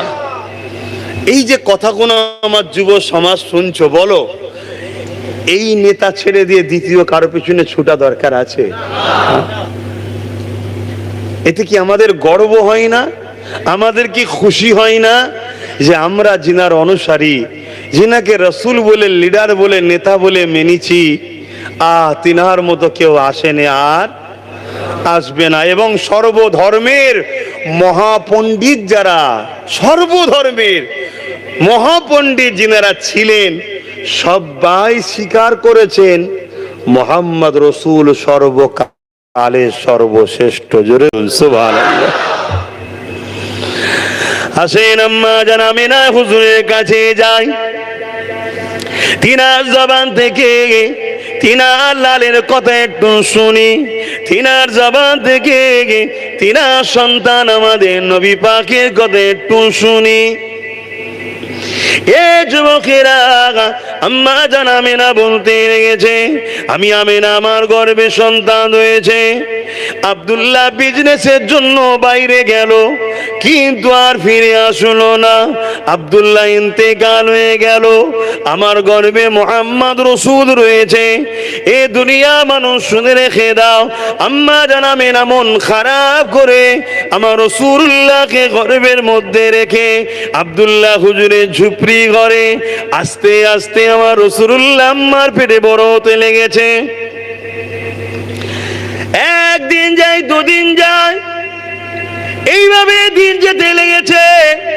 হঠাৎ করে একদিন হযরতে জিবরাইল আলাইহিস সালাম আমি আমিনা আমার খবের মধ্যে আসলো, আমার ঘুমটা ভেঙে গেল। হযরতে জিবরাইল বলতে লেগেছে, এ আমিনা, আপনার গর্ভে যে সন্তান রয়েছে, ওই সন্তানের নাম দুনিয়ার কেউ রাখবে না। ওই সন্তানের নাম তাওরাতে, জবুরে, ইনজিলে, আসমানি কিতাবগুলোতে আমাদ রাখা হয়েছে। ওই সন্তানের নাম কোরআনে মুহাম্মদ রসুল রাখা আছে। আপনার বাচ্চার নাম আল্লাহ পাক বড় যত্ন করে রেখে দিয়েছে। ইতিপূর্বে এই নাম কখনো কেউ শুনেনি, কেউ রাখেনি। এই নামটা হলো মুহাম্মদ। আমার নবীর নাম আল্লাহ দিচ্ছেন, তাহলে কিছু রহস্য আছে না নাই? হ্যাঁ, যে আল্লাহ পাক চান তার হাবিবের নাম যেই লিখ, আমার হাবিবের নামে যেন চুমা দেয়। জোরে বলুন সুবহানাল্লাহ। চুমা দেওয়াটা একটা তাজিমের লক্ষণ, তাই তো নাকি? আল্লাহ চাই আমি আপনি সকলে বলি আল্লাহ। বলুন বলুন আল্লাহ, খেয়াল করে বলুন আল্লাহ। আর আমার রাসূলুল্লাহর নাম বলেন মুহাম্মদ। ঠোঁটে ঠোঁট না লেগিয়ে আমার নবীর নাম বলেন, বলুন। দেখুন, তুই হিংসাই ডাকিস আর ভালোবেসেই ডাকিস, আমার হাবিবকে চুমা তোকে দিতেই হবে। জোরে বলুন সুবহানাল্লাহ। আল্লাহ নাম রেখেছে। আবার দেখুন আহমদ, ওটা আমার নবীর নাম। ঠোঁটে ঠোঁট না লেগিয়ে বলতে পারবেন আহমদ নাম? দেখুন, আল্লাহ তার বন্ধুর নাম রেখেছে। কত ভালোবাসে। আম্মা জান আরো বলতে লেগেছে, যেদিন আমার মুহাম্মদ রসুল আমার পবিত্র মোবারকে গর্ভে চলে আসে, ওই দিনে একসাথে 12 জন নবী আলাইহিস সালাম আমার খবে এসে আমি আমিনাকে সালাম মোবারকবাদ দিয়েছে। এ দুনিয়ার মানুষেরা, আম্মা জান আমিনা বলতে লেগেছে, আমার বাচ্চা দুনিয়ার অন্য বাচ্চাদের মতো নয়। আমার বাচ্চা যখন আমার গর্ভে চলে এসেছিল, আমার পবিত্র রেহেম মোবারকে যখন চলে এসেছিল, আমি যেমন সময় দেখতে পেলাম আমার ঘরের দেয়ালগুলো আমাকে মোবারকবাদ সালাম দিতে লেগেছে। আমি আমিনা যখন কোন রাস্তা দিয়ে যেতাম, ওই রাস্তার ধারে যখন পাথর থাকতো, ওই পাহাড়ের পাথরের কোনা কোনো গড়িয়ে গড়িয়ে গড়িয়ে গড়িয়ে এসে আমার কদমের কাছে লুটিয়ে গিয়ে রুকে গিয়ে তার ভেতর থেকে আমার নাম ধরে বলতে থাকতো, আমিনা, সালাম শান্তি তোমার উপরে, মোবারকবাদ তোমার উপরে। এ আমিনা রে, দোনোজানের সুলতান আল্লাহ তোমার গর্ভে দিয়েছে। আম্মা জান আমিনারও বলতে লেগেছে, আমি বিবাহ পরে পরে বা বিবাহর আগে যখন কুয়াতে পানি আনতে যেতাম, কেন তৎকালীন সময়তে কুয়া থেকে পানি উঠাতে হতো, কুয়াতে রশি দিয়ে এবং বালতি করে পানি উঠাতে হতো, যার জন্য বড় প্রেসার দিতে হতো, কষ্ট করতে হতো। কিন্তু যেদিন থেকে আমার সাইয়্যিদুনা মুহাম্মদ রাসূলুল্লাহ আমার গর্ভ মোবারকে চলে এসেছে, আমি আমিনা যখনই পানি তুলতে গেছি আমি প্রথমবারে অবাক হয়ে গিয়েছিলাম। এমন সময় দেখতে পেলাম পানির ভেতর দিয়ে সালাম আসছে, মোবারকবাদ আসছে এবং পানির মধ্যে থেকে হালচাল শুরু হয়েছে। ওই পানি যেমন ভূমিকম্পে ফুলে ফুলে কানায় চলে এসেছে। আমি আমিনা পানি উঠিয়ে নি।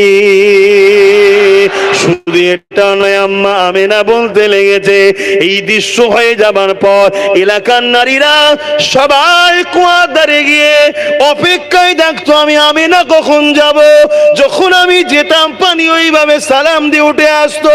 আমি পানি উঠিয়ে নিবার পরে সমস্ত নারীরা আমাকে বলতো, আমিনা রে চলে যাবেন না, আপনি চলে গেলে পানি নেবে যাবে, দাঁড়িয়ে থাকুন, আমাদেরকে কষ্ট করতে হবে না, কুয়ার পানিটা আমরা উঠিয়ে নি। আরো জোরে বলুন সুবহান। বলো আমার নবীর এই কথাগুলো শুনে তোমাদের মধ্যে একটা আনন্দ আসছে, হ্যাঁ কি না? কার কার আসছে একটু আল্লাহকে সাক্ষী রেখে হাত তুলে বলো তো। শুকরিয়া আদায় করে আল্লাহর নামে জয়গান দাও। নারে তাকবীর, নারে দিবন, নারে দিবন। সরকার কি আমদ, হুজুর কি আমদ, পুর নূর কি আমদ, हबीबुल्लाह की आमद, रबीउल अव्वल की महीना। नारे दिबे গোস্তাগে রসুলদের জলে জলুক গে যাক, আমরা হুজুরকে নিয়েই আছি থাকবো। বলুন ইনশাআল্লাহ। তাহলে একটা জীবনী যখন তৈরি হবে, হুজুরের ছোটবেলার আলোচনাটা বাদ দিয়ে হবে নাকি? ছোটবেলার আলোচনার মাহফিলকে কি বলা হয়?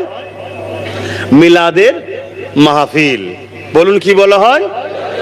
মিলাদের মাহফিল। নবী নূরলে যেখানে আলোচনা হয় নূরিয়াতের মাহফিল। খতমে নবুয়াত নিয়ে আলোচনা হলে খতমে নবুয়াতের মাহফিল। হুজুরের সূরাত নিয়ে আলোচনা হলে সূরাতুন নবীর মাহফিল। আখলাক নিয়ে আলোচনা হলে আখলাকুন নবীর মাহফিল। কথা বুঝে আসছে? তো এই মাসটাই এলে নবীর গোলামরা, আহলে সুন্নাত আল জামাআতের আকীদার মানুষেরা তারা কি করে? নবীর ছোটবেলার আলোচনা করে। জোরে বলুন সুবহানাল্লাহ। আর একটু ওখানে এগিয়ে যান, আল্লাহ নবীর দাদা যান হযরতে আব্দুল মুত্তালিব, যিনি মক্কা শরীফের সর্দার ছিলেন, কাবার দায়িত্ব ছিল এবং পুরো মক্কা তিনি সর্দার ছিলেন। আবরাহা রাজা যখন কাবা শরীফকে ভাঙতে এসেছিল, আব্দুল মুত্তালিব হুজুরের ইতিহাস তো আপনারা সবাই জানেন। নবীর দাদার 5 মিনিটে দুটো কথা বলবো।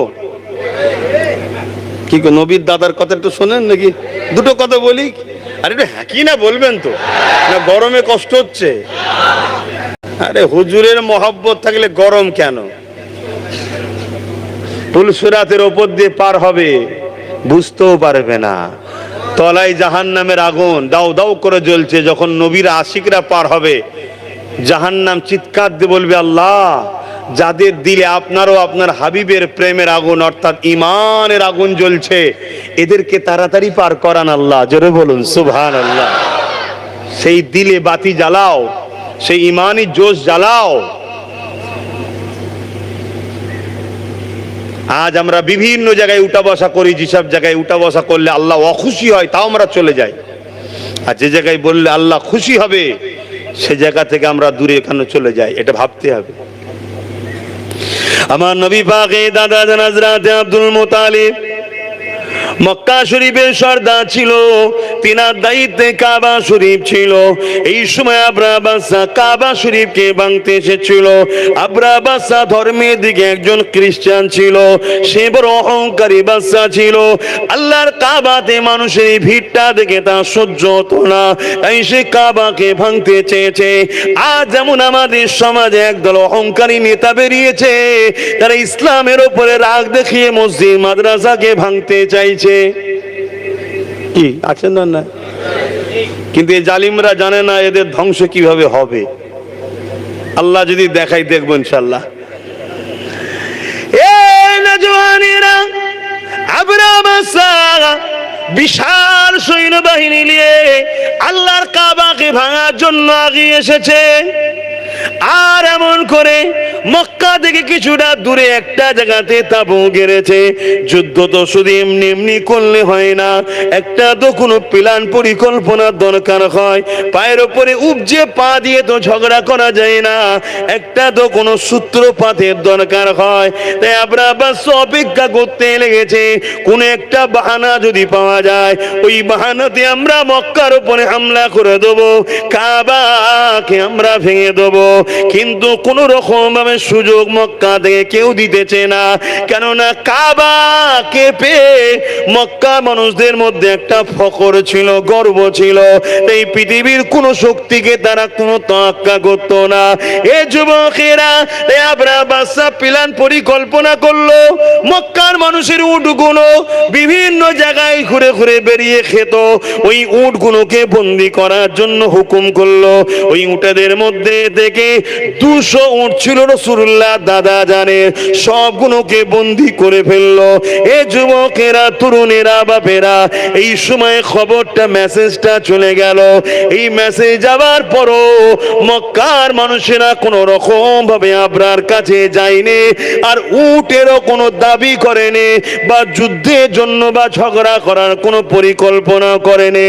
এটা দেখে আবরাহা আরো চিন্তিত হয়ে গিয়ে একটা দূত পাঠালো। কি ব্যাপার, এদের উট বন্দি করলাম, তাও এরা ঝগড়ায় আসছে না কেন? যেমন আজকে আমার দেশে কিছু লোক আমাদের পায়ের উপরে পা দিয়ে ঝগড়া করতে চাইছে না, হ্যাঁ, এখানে মারছে, ওখানে মারছে, এখানে এই করছে, ওখানে এই করছে। ওরা একটা প্ল্যান খুঁজছে যাতে করে আমরা ঝগড়ায় যাই। আর ওরা ভাবছে এই সময় আমাদের হাতে ক্ষমতা আছে, ঝগড়া আসলে পুলিশ আমাদের, মিলিটারি আমাদের সাইজ করে দেবো। কথা বুঝছেন না, বোঝেন না? এই জন্য একটা ইস্যু খুঁজছে। আরে এত চেষ্টা করছে, তাও আমরা গুরুত্ব দিইনি। গুরুত্ব দিচ্ছি নাকি? আমরা ঝগড়ায় যাচ্ছি নি, কিন্তু ওদের হুঁশ নাই, ওদের হুঁশ নাই। বিগত দিন যারাই পাগলামি করেছে, পাগলামি ঠান্ডা আল্লাহ করে দিয়েছে। কথা বুঝছেন তো নাকি? তো ওইরকম আবরাহাও তো এত কিছু করেও দেখছে কিছু হয়নি, লাস্টে একটা দূত পাঠিয়েছে রসুলের দাদার কাছে, সর্দারের কাছে যাও। তো মক্কা এসে জিজ্ঞেস করছে, সর্দার কে আছে? একজন বলল, আমাদের সর্দার হলো আব্দুল মোতালেব, তা আমার কাছে, তেনার কাছে একটু নিয়ে চলো। তা আমার রসুলের দাদার কাছে নিয়ে আসছে। আবরাহা বাদশার পক্ষ থেকে পিয়ন এসছে, দূত এসেছে। দরজা খুলেছে, রসুলুল্লাহ দাদা সিংহাসনে চেয়ারে বসে আছে, সর্দার যেমন বসে থাকে। তো রসুলের দাদার দিকে যেই চেয়েছে, ওই আবরাহা বাদশার দূতটা রসুলুল্লাহ দাদাকে সেজদায় পড়ে গেছে। সেই সময়েতে, আগেকার সময়েতে বাদশাদের ঘরে তাজিমি সেজদা করা হতো। আমার নবী এই সেজদাটাকে হারাম করে দিয়েছে। তার আগে সব জায়েজ ছিল, কথা মাথায় শুনছেন? তাজিমি সেজদা করত। কিন্তু রাসূল পাক সাল্লাল্লাহু আলাইহি ওয়াসাল্লামের দাদা, তিনিও বলেছিলেন, ওঠো, মাথা আল্লাহ ছাড়া কারো কাছে নত করো না। জোরে বলুন সুবহানাল্লাহ। এ থেকে প্রমাণ, রাসূলুল্লাহ দাদাও ছিলেন এক আল্লাহর বিশ্বাসী, জান্নাতি। জোরে বলুন সুবহানাল্লাহ। এখন আমাদের সমাজের কিছু মানুষ বেরিয়েছে, নবীর আব্বা আম্মাকেও জান্নাতি বলতে সন্দেহ করে। আপনারা কি তাদের দিকে নাকি? এরকম থাকবে রে বাবা, মুনাফিক বেঈমান এরকম থাকবে। এটাই তো আমাদের ইমানের পরীক্ষা। আল্লাহ তাদেরকে রেখেছে আমাদের পরীক্ষা লিবার জন্য। কথা বুঝে আসছে তো? সেই জায়গাতে রসুলের দাদার সঙ্গে খুব সম্মানে কথা বলছে যে আমাদের বাদশা আবরাহা পাঠিয়েছে, আমরা কাবা ঘরকে ভাঙবো, আপনারা যদি বিরোধী না করেন কিছু বলবো না। যেমন আমাদের এখানে সব এখন বলছে আমরা দেশটাকে লুটবো, বিরোধী করবি না, কিছু বলবো না, বলছে না? বলেন, এদের টার্গেট তো দেশকে শেষ করব, এদের টার্গেট কিন্তু দেশকে লুটবো। আর এরা জানে দেশকে লুটতে গিয়ে সব থেকে বড় বাধার সম্মুখীন হব মুসলমানদের। কারণ ইতিহাস বলছে এ দেশের জন্য সবাই জান দিয়েছে, কিন্তু ইন্ডিয়া গেট প্রমাণ দিচ্ছে 65% মুসলমান জীবন দিয়েছে। তাই আজকেও যারা দেশকে লুটছে ব্রিটিশদের স্টাইলে, তারাও জানে যে দেশকে লুটতে গিয়ে সবচেয়ে বড় বিরোধী আমাদের হয়ে দাঁড়াবে মুসলমান। তাই সব থেকে বেশি আমাদেরকে মারছে, আমাদের উপরে জুলুমটা বেশি হচ্ছে, ঠিক তো নাকি?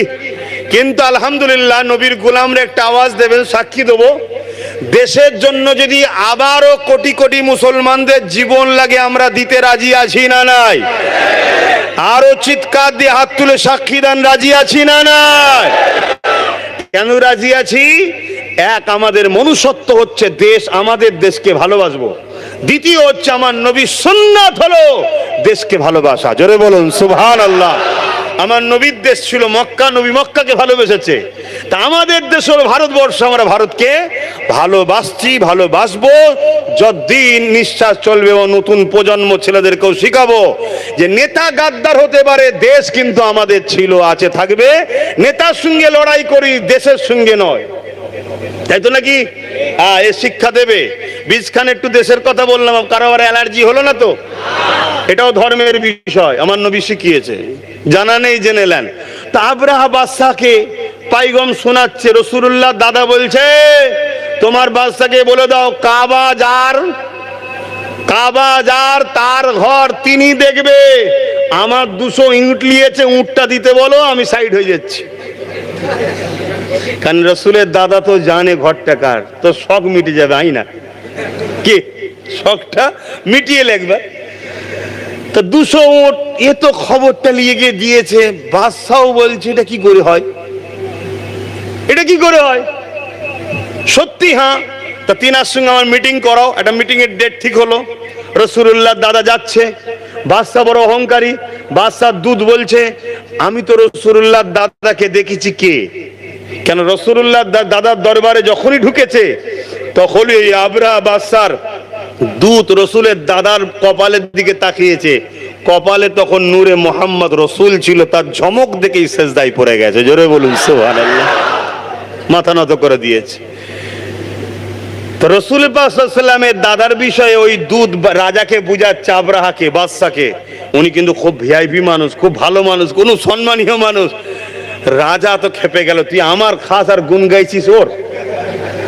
যেমন আমার রাজ্যে কিছু লোক আমার নওশাদের তারিফ করে, অনেক আবার রেগে যায়, তুই আমার দলের হয়ে ওর প্রশংসা করছিস কেন? কথা বুঝে আসছে না? নাই, আরে সত্যকে তো সত্য বলতে হবে। তো সেই জায়গাতে তখন এই তারিফে আবরাহা খেপে গেছে, খেপে গিয়ে আরো অহংকার হয়ে বসছে। রাসূলুল্লাহ দাদা যেই ঢুকছে ঘরের মধ্যে, আবরাহা বাদশা উঠে দাঁড়াচ্ছে। জোরে বলুন সুবহানাল্লাহ। কেন? দোনো জাহানের সুলতান তখন রাসূলুল্লাহর দাদার কপাল মোবারকে রয়েছে। জোরে বলুন সুবহানাল্লাহ। তুই তো কোথাকার একটা ছোট রাজা রে, দোনো জাহানের সুলতান আসছে, তার দাদার কপালের সাথে দাঁড়াতে হবে না? হবে না? হ্যাঁ। তো যাই হোক, অনেক কথা হলো, 200 উট দিয়ে দাও, চলে যাচ্ছি, একই কথা। তারপরও আব্রাহার মধ্যে একটা ভয় রইল যে গোপনে কোনোবার প্ল্যান পরিকল্পনা করবে না তো। এক কাজ করো, আমার সৈন্য বাহিনীগুলোকে যে দেখাও। সৈন্য দেখানো হয় না?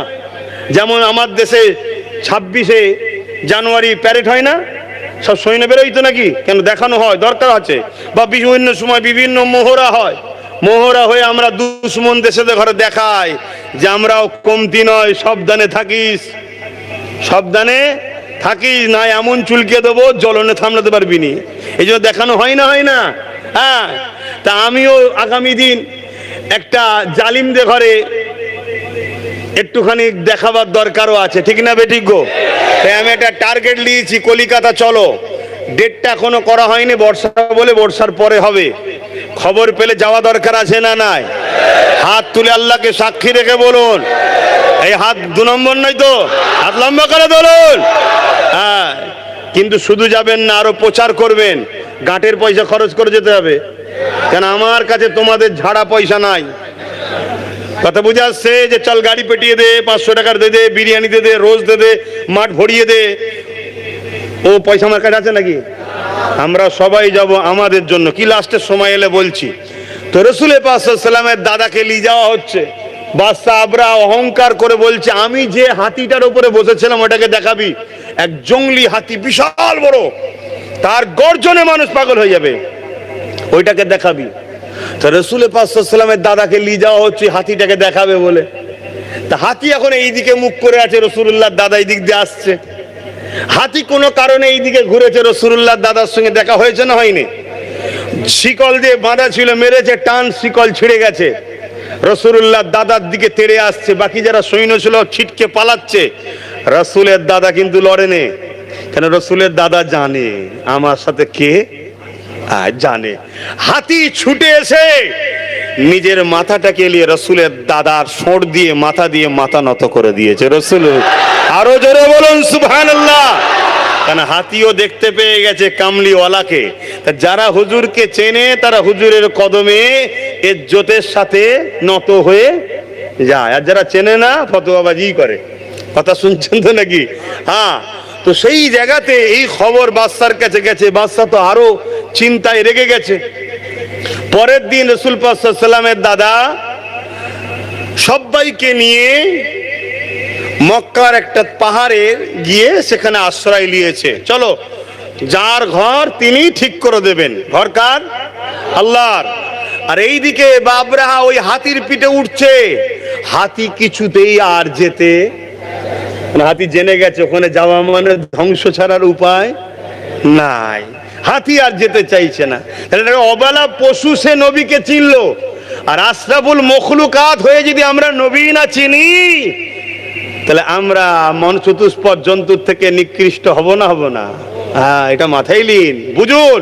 আপনি হতে পারেন ডাক্তার, হতে পারেন জজ, হতে পারেন উকিল, হতে পারেন ভিআইপি নেতা কেতা, যাই হন না কেন, পীর পীরজাদা যাই হন, মোহাম্মদ রসুলকে যদি চিনতে না পারেন, আপনার লাইফ হলো চতুষ্পদ জন্তুর থেকেও নিকৃষ্ট।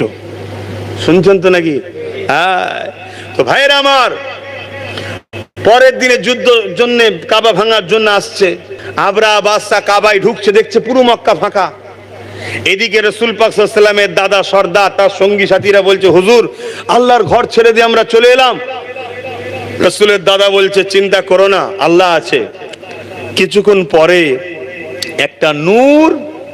একটা নূর পুরো কাবাকে, যেমন কোনো জিনিসকে আমরা ঘিরে নিই এরকম আচ্ছন্ন করে পুরো একটা নূর ঘিরে নিল।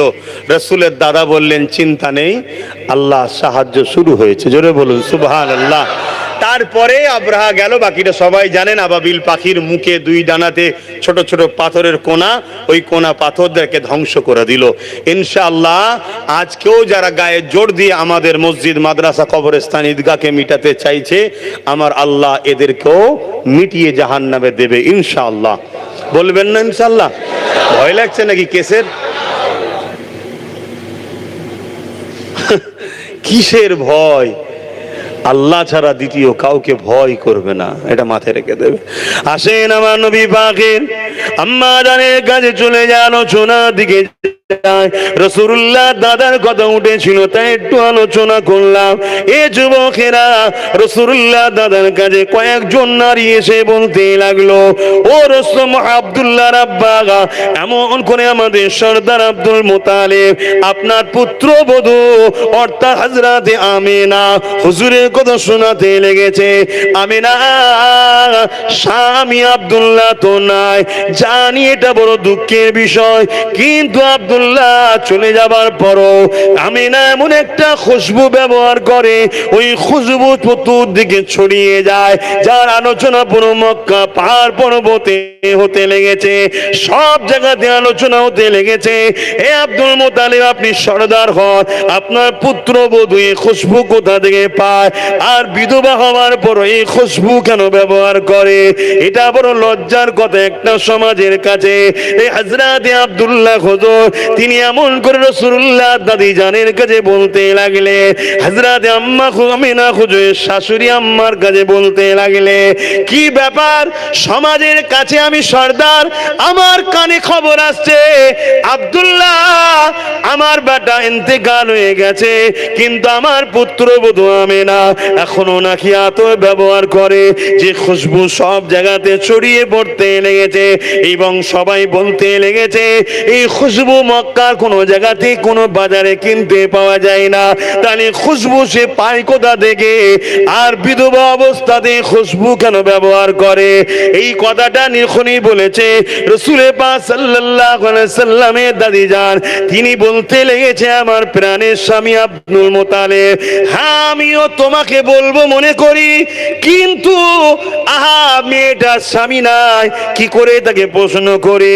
যখন কোন ঘর থেকে বা গোসলখানা থেকে হাম্মামখানা থেকে আমিনা বাহির হয়, আমি যখন তারপরে প্রবেশ করি যেন মনে হয় কোন আতর খুশবুর গোডাউনে ঢুকে গেছি। রাসূলের পাকের দাদা যান এবং রাসূলের পাকের দাদি যান দুজন মিলে রাসূলুল্লাহর আম্মা যান হযরত আমিনা হুজুরকে ডাক দিলেন, মা রে এদিকে আসো, ও বেটি এদিকে আসো মা আমিনা, সমাজে একটা কথা চলতে লেগেছে, আমি জানি তুমি বড় কষ্টের মধ্যে রয়েছো, স্বামী নাই, কিন্তু বিধবা অবস্থা তো আতর মাখছো, শুনতে খারাপ লাগছে এবং চতুর্দিকে খুশবু ছড়িয়ে যেতে লেগেছে। আম্মা আমিনা বলতে লেগেছে, আব্বা আম্মা আমি কোন আতর মাখিনি, তাহলে সবাই বলে এমন খুশবু, চতুর্দিকে তার খুশবু বরবর করে ছড়ায়। আম্মা আমিনা মুখে থুতুটা জমিনে ফেললো। হযরত আব্দুল মুত্তালিব দেখতে লেগেছে ওই থুতু থেকে খুশবুরের ডিব্বা খুললে যেমন ভরভর করে খুশবু বেরোয়, ওইভাবে খুশবু বেরোতে লেগেছে।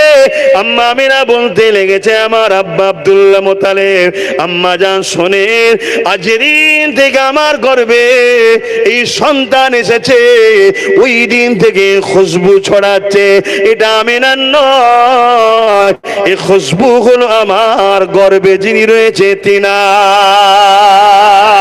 আরো জোরে বলুন সুবহান। নারী দিবে আমার নবী হলেন খুশবু। আমার নবী কি? একদিকে নূর রহমত, আবার খুশবু। জোরে বলুন সুবহানাল্লাহ। এখানে একটা নবী পাক সাল্লাল্লাহু আলাইহি ওয়াসাল্লামের সিরাত নিয়ে, জীবনী নিয়ে আরেকটা কথা বলছি। আবু জেহেল নাম শুনেছেন তো আপনারা নাকি? এটা বলবেন তো কি না? আরে শয়তানকেও চিনি, এটা বলতে হবে। হ্যাঁ, কিন্তু শয়তানকে চিনি এই কারণে, শয়তান নবীর বিরুদ্ধে লেগেছিল তাই। তো শয়তান বদমাইশ আবু জেহেল, তার ছেলে ছিল ইকরামা, তখন ছিল সে বাপের দিকে, তখনকার একটা ওয়াকিয়া। তখন ইকরামা আমার রসুলকে মানে নে, নবীর উপরে কালেমা পড়ে নে। কি গো বলবো তো না, ধৈর্য হারা হয়ে যাচ্ছ। ইকরামা একদিন রাস্তা দিয়ে যাচ্ছে, অপর দিকে নূরওয়ালা কামলিওয়ালা হাবিবুল্লাহ আসছিলেন। আমার নবী পাককে দেখে ইকরামা জড়িয়ে ধরে ফেলেছে। এমনি সম্পর্কে, পাড়া সম্পর্কে ভাই ভাই হয়, চাচতো ভাই, পাড়ার সম্পর্কে। আবু জেহেল নবীর নিজের চাচা নয়, এটা মাথায় রাখবেন। পাড়ার সম্পর্কে চাচা হয় না, রাম চাচা। তা জড়িয়ে ধরে ফেলেছে। এই খবরটা আবু জেহেলের কাছে মেসেজ চলে গেছে। আর আবু জেহেল আইন করেছিল, মোহাম্মদ রসুলের কাছে যে যাবে তাকে মৃত্যুদণ্ড দেওয়া হবে। কথা শুনছেন? আজ যেমন আপনাদের ঘরে ছোট ছোট আবু জেহেলরা বলে ফুরফুরাই গেলে জুলুম করা হবে, আবার আব্বাস সিদ্দিকীর কাছে গেলে তো আরো জুলুম। বলে না, বলে না? এগুলো হলো ছোট ছোট আবু জেহেল। এদের সর্দার বড় আবু জেহেল বলেছিল মোহাম্মদ রসুলের কাছে যাওয়া যাবে না, আর ছোট আবু জেহেল বলছে মোহাম্মদ রসুলের গোলাম আব্বাসের কাছে যাওয়া যাবে না। মিলিয়ে লাও জিনিসগুলো, যুগে যুগে ঘটবে রে বাবা। তুমি কি ভাবছো কারবালা শুধু ইমাম হোসাইনের সঙ্গে হয়েছে নাকি? ওই দিন শুরু হয়েছে, যুগে যুগে কারবালা হবে। কারবালার আখরি দিনটা হলো ইমাম মেহেদী আলাইহিস সালামের নেতৃত্বে বিজয় আমাদের। জোরে বলুন সুবহানাল্লাহ, আরো চিৎকার দিয়ে বলুন। শুরু সেই দিন হয়েছে, আজ চলছে কারবালা। কারবালায় কি হয়েছিল? দুটো সাইড ছিল, একটা মুসলিমদের দরদি, ইনসাফ দরদি, ন্যায় দরদি, মানবতা দরদি ইমাম হোসেন, অপরদিকে একটা জালিম শাসক, লুটেরা শাসক, খুনি শাসক, মাতাল শাসক, বদমাই শাসক, নাম তার এজিদ। তাহলে লড়াই জালিম শাসকের বিরুদ্ধে, মুসলিম দরদি, গরিব দরদি, অসহায় দরদি ইমাম হোসেনের। কথা মাথায় ঢুকছে? তো যুগে যুগে এই লড়াই হবে না, হবে না? আজকে আমার দেশেও হচ্ছে, আমার রাজ্য হচ্ছে, পৃথিবীতেও হচ্ছে। এবারে তুমি আমি কোন দিকে নিজে ঠিক করো। তুমি যদি জালিম শাসকের পক্ষে থাকার বলো হোসাইনের দিকে আছি, তুমি মুনাফিক, মৃত্যু, কাজ্জাব। আর তুমি যদি জালিম শাসকের বিরুদ্ধে থাকো, আলহামদুলিল্লাহ, অবশ্যই তুমি হোসাইনি দিকে আছো। জোরে বলুন সুবহানাল্লাহ। তুমি ঈমানদার, তোমার সঙ্গে হোসাইন হুজুরের জান্নাত হবে। জোরে বলুন সুবহানাল্লাহ। তুমি চিন্তা করছো কেন? একই জিনিস তো, একই জিনিস। পানি আমিও খাই, জালিমও খাই, অন্য মানুষও খায়। আমি যখন পানিটা খাই, দোয়া পড়ে খাই, আমারও তৃপ্তি হলো, জালিমেরও তৃপ্তি হলো, অন্যজনেরও হলো। কিন্তু আমার একটু বেশি হলো কি, আমি দোয়া পড়ার জন্য, শুকরিয়া আদায় করার জন্য নেকিটাও পেলাম। জোরে বলুন সুবহানাল্লাহ। একই জিনিস, অন্যজন ইনকাম করে, আমিও ইনকাম করি। যদি ইনকামটা হালাল হয়, অন্যজন ইনকাম করলো, খেলো, পেট ভরলো, দুনিয়ায় ক্লিয়ার হয়ে গেল। আর আমি হালাল ইনকাম করলাম, আমি খেলাম, আবার হালাল ইনকাম করার জন্য কিয়ামতের দিন আল্লাহ পুরস্কার জান্নাতও দেবে। জোরে বলুন সুবহানাল্লাহ। একই জিনিস, লড়াইয়ের ময়দানে গেল জালিম, আমিও গেলাম। জালিম যদি মারা যায় জাহান্নামে, আমি যদি লড়াইয়ের ময়দানে মারা যাই হকের পক্ষে, শহীদ, জান্নাতি। একই জিনিস, শুধু ঈমান ও নবীর পক্ষে থাকার জন্য কামিয়াবি। একই জিনিস, বাজার থেকে কাপড় কিনে বিবিকে দিল, অন্যজন তার স্ত্রীকে, আর আপনি নবীর উম্মত দিলেন, দিবার সময় ভাবলেন আমার নবী স্ত্রীকে ভালোবাসতে বলেছে, আপনি সুন্নাতের সওয়াব পেলেন। জোরে বলুন সুবহানাল্লাহ। শুধু নিয়তটা, কিন্তু শর্ত নবীর গোলামি। গোলামি ছাড়া তুমি যত ভালো নিয়তই করো, ঈমান না থাকলে কিচ্ছু হবে না। তো যাকে অন্যদিকে চলে যাচ্ছে, ইকরামার কথা একটু বলে দিই, কারণ এটাতে আমার যুবকদের জন্য একটা ভালো নসিহাত আছে। ইকরামা ইসলাম কবুল করেনি বাপের দিকে, আবু জেহেলের দিকে। তখন রাসূলকে দেখে, কিন্তু নবীকে দেখে জড়িয়ে ধরে ফেলেছে। এই খবর আবু জেহেলের কাছে গেছে। আবু জেহেল রাগেতে হুকুম দিল কি, যাও আমার ছেলেকে এমন জায়গায় বেঁধে দাও যেখানে জীব জন্তু পশু পাখি রয়েছে, হিংস্র পশুরা রয়েছে, এমন জায়গা দেখে, পাহাড় বালি পাথর এলাকা হলো, জঙ্গল আছে, সেখানে বেঁধে দাও, যাতে করে আমার ছেলেকে ছিঁড়ে ছিঁড়ে পশুরা খায়। কেন? অপরাধ কি? মোহাম্মদ রসুলকে জড়িয়ে ধরে ফেলেছে, মানে ধরে ফেলেছে, শুধু এইটুকু। তো সেই জায়গাতে ইকরামাকে যখন লিজে বেঁধে দেওয়া হলো, তৎকালীন সময় রশি দিয়ে হাতে পায়ে যেভাবে ছিল বেঁধে দিয়েছে, জঙ্গল থেকে সব হিংস্র পশুরা আসছে। ইকরামা বলছে চতুর্দিকে আমাকে ঘিরে দাঁড়িয়ে যাচ্ছে, কেউ আমার কাছে আগিয়ে এসে আমাকে কেউ খাচ্ছে না। আমি একটা সময় ধৈর্য হারা হয়ে বললাম, তোমরা খাচ্ছ না কেন? তার ভাষাতে বলছে, খাচ্ছ না কেন? তার মধ্যে থেকেই একটা বড় পশুর জবান খুললো, সে হুবাহু মানুষের নেই কথা বলতে লেগেছে। ইকরামা, মানুষকে তো আমরা খেতাম, কিন্তু তোমায় খেতে পারছি না, তোমাকে খাওয়া আমার চলবে না, আমাদের জন্য নিষেধ হয়েছে। কেন? তোমার গা থেকে মোহাম্মদ রসুলের খুশবু বেরোচ্ছে। জোরে বলুন সুবহানাল্লাহ। আরো জোরে বলুন সুবহানাল্লাহ। নারে তাকবীর। আমি যুবক সমাজকে বলতে চাইছি, তুমি আমি অন্যায় করছি, তুমি আমি ভুল করে ফেলেছি, যদি তোমার আমার এই অন্তরে মোহাম্মদ রসুলের নামকে রক্ষিত করতে পারি, প্রেম আদবের সম্মান যদি দিলের মধ্যে রাখতে পারি, কাল কিয়ামতের ময়দানে বিচারের পরে আল্লাহর জাহান্নামও তোমাকে পোড়াবে না ইনশাআল্লাহ। কেন? যে দিলে মোহাম্মদ রসুল রয়েছে, ওখানে আবু জেহেলের ছেলে ইকরামা ঈমান আনেনে, শুধু জড়িয়ে ধরেছে, খুশবু বাইর হওয়ার জন্য হিংস্র পশুগুলো খাচ্ছে না। তুমি ঈমান এনেছো, নবীকে দিলে রেখেছো, ইনশাআল্লাহ আল্লাহর জান্নাত তোমাকে আল্লাহ দেবে। জোরে বলুন সুবহানাল্লাহ। আরো চিৎকার দিয়ে বলুন সুবহানাল্লাহ। একটু হাত তুলে বলো, হুজুরের গোলামিতে আছো তো নাকি? হুজুরের গোলামি করবে তো নাকি? তাহলে আওয়াজ দিয়ে বলো লব্বাইক। তোমরা বলো ইয়া রাসূলুল্লাহ লব্বাইক লব্বাইক लब्बैक लब्बैक। रबीउल अव्वल की महीना, सरकार की आमद, हुजूर की आमद, दाता की आमद, पुरनूर की आमद, हबीबुल्लाह की आमद, शफाअत की आमद। नारे दिबे ভাবো যুবকরা, তোমাকে আমাকে নবীর থেকে সরাতে চাইছে এই দুনিয়ার একদল লোকেরা। শুনছো তো? প্রকাশ্য দুশ্মনের থেকেও ভয়ঙ্কর হলো বন্ধু সেজে দুশ্মন। প্রকাশ্য দুশ্মনের থেকে ভয়ঙ্কর কে? বন্ধু সেজে দুশ্মন। তাই মাথায় রাখবেন কথাগুলো কি, মাথায় রাখবেন কথাগুলোকে। হুজুরকে মহব্বত করুন।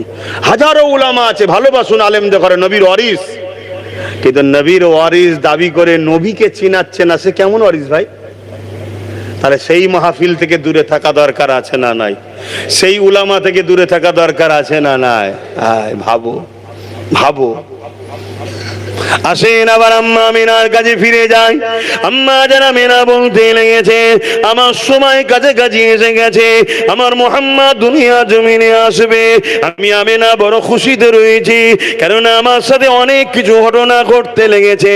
এমন করে নবী আলাইহিস সালাম রয়েছে, মুবারকবাদ দিচ্ছে, সালাম দিচ্ছে। আম্মা যারা আসিয়া এসে সালাম দিয়েছে। এ যুবকেরা, তরুণেরা, যুগে যেমন নবী আলাইহিস সালাম দের আলিয়ারা এসে সালাম দিতে লেগেছে।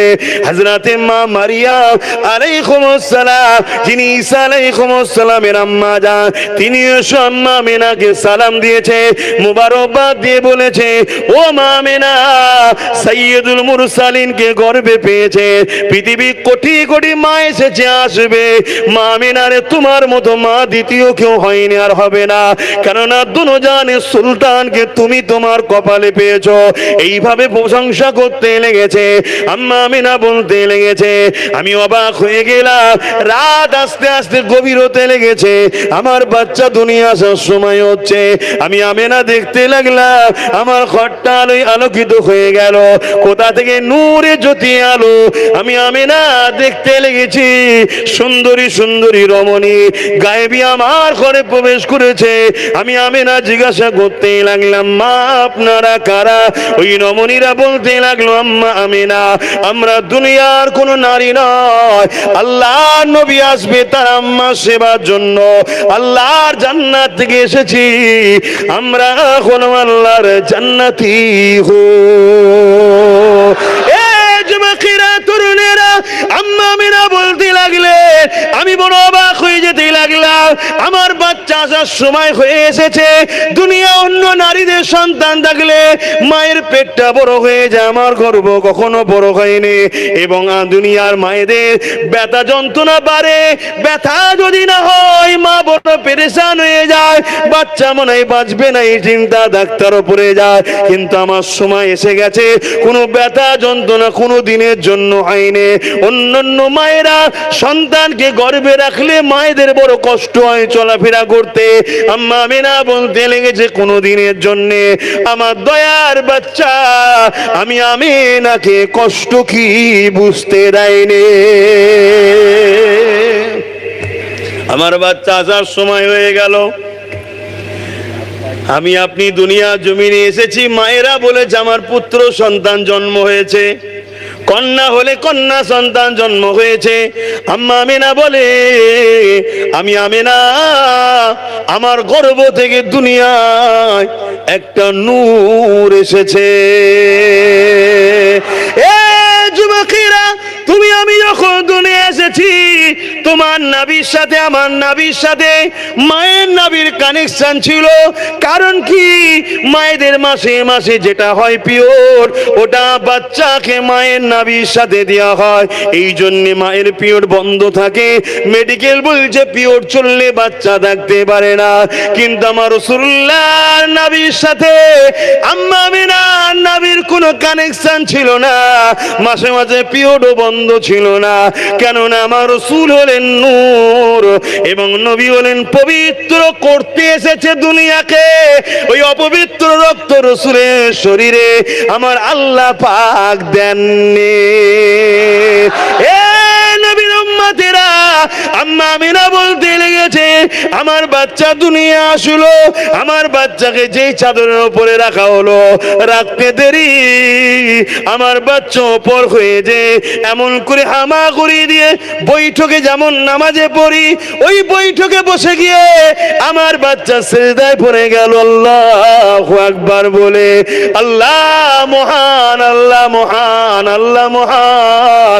এই সিজদায় পড়ে গিয়ে বিড়বিড় বিড়বিড় করে আমার বাচ্চা কি বলতে লাগলো, দীর্ঘক্ষণ পরে আমার বাচ্চা মাথা তুলতে লেগেছে। আমার বাচ্চা মাথা তোলার পর শাহাদাত আঙুলটা আসমানের দিকে তুলে এইভাবে খোঁড়াতে লেগেছে। আমি আমিনা দেখতে লাগলাম আমার বাচ্চার শরীর থেকে যখন আলোকিত হয়ে গেছে, ওই আঙুল থেকে এত নূর, এত জ্যোতি বেরোতে লেগেছে, পুরো দুনিয়া মাগরিব মাশরিক থেকে সব আলোয় আলোকিত হয়ে গেছে। আম্মা আমিনা আরো বলতে লেগেছে, আমার বাচ্চার আলোয় নূরেতে আমার চোখের পর্দা সরে গেছে। আমি শাম দেশের প্রাসাদ গুলো দেখতে পেলাম। শাম বলতে আজকে যেটা ইরান বলে, মক্কা থেকে ইরান দেখতে লেগেছি। শাম দেশের দালান গুলো তৎকালীন সময় যে কেসরা কাইসার রাজা মহারাজারা ছিল তাদের বালাখানা গুলো দেখতে লেগেছি। এবং পারস্যের 1000 বছরের আগুনের যে কুণ্ডু ছিল উপাসনা তারা করত, ওটা অটোমেটিক আমার বাচ্চা যখনই আসলো দপ করে নিভিয়ে বন্ধ হয়ে যায়। আরো জোরে বলুন সুবহান। এই ঘটনাগুলো ঘটাচ্ছে কে বলুন? এই যে আমার নবী আসে, ঘটনাগুলো ঘটছে কার ইশারায়? তাহলে এই কথাগুলো আলোচনা করা কি পাপ? তো এই মাসে নবীর এই কথাগুলো হয়, এতে অ্যালার্জি হয় কেন? এত সমস্যা হবে কেন? কথা বুঝে আসছো তো নাকি? এ তো সারা বছরও করতে পারো, কিন্তু এই মাসটা এলে এইটা একটু বেশি হয়। বাকি সময় নবীর আরো, নবীর নামাজ, নবীর রোজা, নবীর ইবাদত, নবীর দান খায়রাত, নবীর মানব প্রেম, নবীর সমাজ সেবা, নবীর মনুষ্যত্ব, নবীর সম্প্রীতি, নবীর ভ্রাতৃত্ব, নবীর সর্বধর্মের মানুষকে পিয়ার করেছে। ইতিহাস না জানা থাকে জেনে নাও। নবী যখন মদিনায় গেলেন, নবী গিয়ে দেখছেন মদিনার মানুষগুলো বিভিন্ন গোত্রের ভাগ, একে অপরকে অস্ত্র নিয়ে মারছে, কাটছে, খুন করছে। গরিবী হালত তাদের, কোন রকম শিক্ষার আলো যায়নি, সভ্যতার আলো যায়নি। আল্লাহ নবী প্রত্যেকটা গোত্রের সর্দারকে ডাকলেন। তার মধ্যে ইহুদি আছে, মূর্তি পূজারী আছে, অগ্নি পূজারী আছে, খ্রিস্টান আছে, বিভিন্ন ধর্মের সব গোত্রের মানুষকে ডাকলেন। ডেকে নবী বললেন, তোমরা যদি এইভাবে একে অপরের পিছনে অস্ত্র তোলো, তোমরা নিজেরাই একদিন ধ্বংস হয়ে যাবে। তোমরা অস্ত্রকে নিজে আর যত্ন করে রাখো। তোমাদের উপরে কেউ হামলা করলে বিদেশি শক্তির হাত থেকে, বা তোমরা তো প্রতিবেশী ভাই ভাই, সব মিলেমিশে থাকো এবং তোমরা রাষ্ট্র কায়েম করো। বিজনেস পলিসি শিখাচ্ছে নবী তাদেরকে। সমস্ত কিছু যখন শিখাচ্ছে তারা বসে বসে শুনছে। শুনে তাদের মধ্যে একটা উৎফুল্ল হলো। তারা বলতে লেগেছে, মুহাম্মদ সাল্লাল্লাহু আলাইহি সাল্লাম, তোমার এই কথা বড় যুক্তিসঙ্গত, আমরা মানতে রাজি আছি। তারা কেউ আমার নবীকে নবী বলে তখন মানছে না। গুটি কত সাহাবা ছিলেন আলাদা কথা, 70% ইহুদি ছিল, তারাও বলতে লেগেছে, মুহাম্মদ সাল্লাল্লাহু আলাইহি সাল্লাম, তোমার কথা আমরা মেনে নেব, খুব সুন্দর কথা বলেছো, কিন্তু আমাদের রাষ্ট্রের প্রধানটা হবে কে? আল্লাহ নবী বললেন, দেখো তোমাদের মধ্যে থেকে তারা এক বাক্যে প্রত্যেকটা গোত্রের সর্দার বলছে, আপনি যদি হন মানবো, না হয় কাউকে মানবো না। জোরে বলুন সুবহানাল্লাহ। আর সেই নবীর উম্মত আজকে আমাদের ঘরে সবাই বলে, তোরা গোলাম হয়ে থাক, নেতা হতে পারবি নি। কোথায় নিয়ে বিয়ে দিয়েছে আমাদের ঘরে দেখছেন?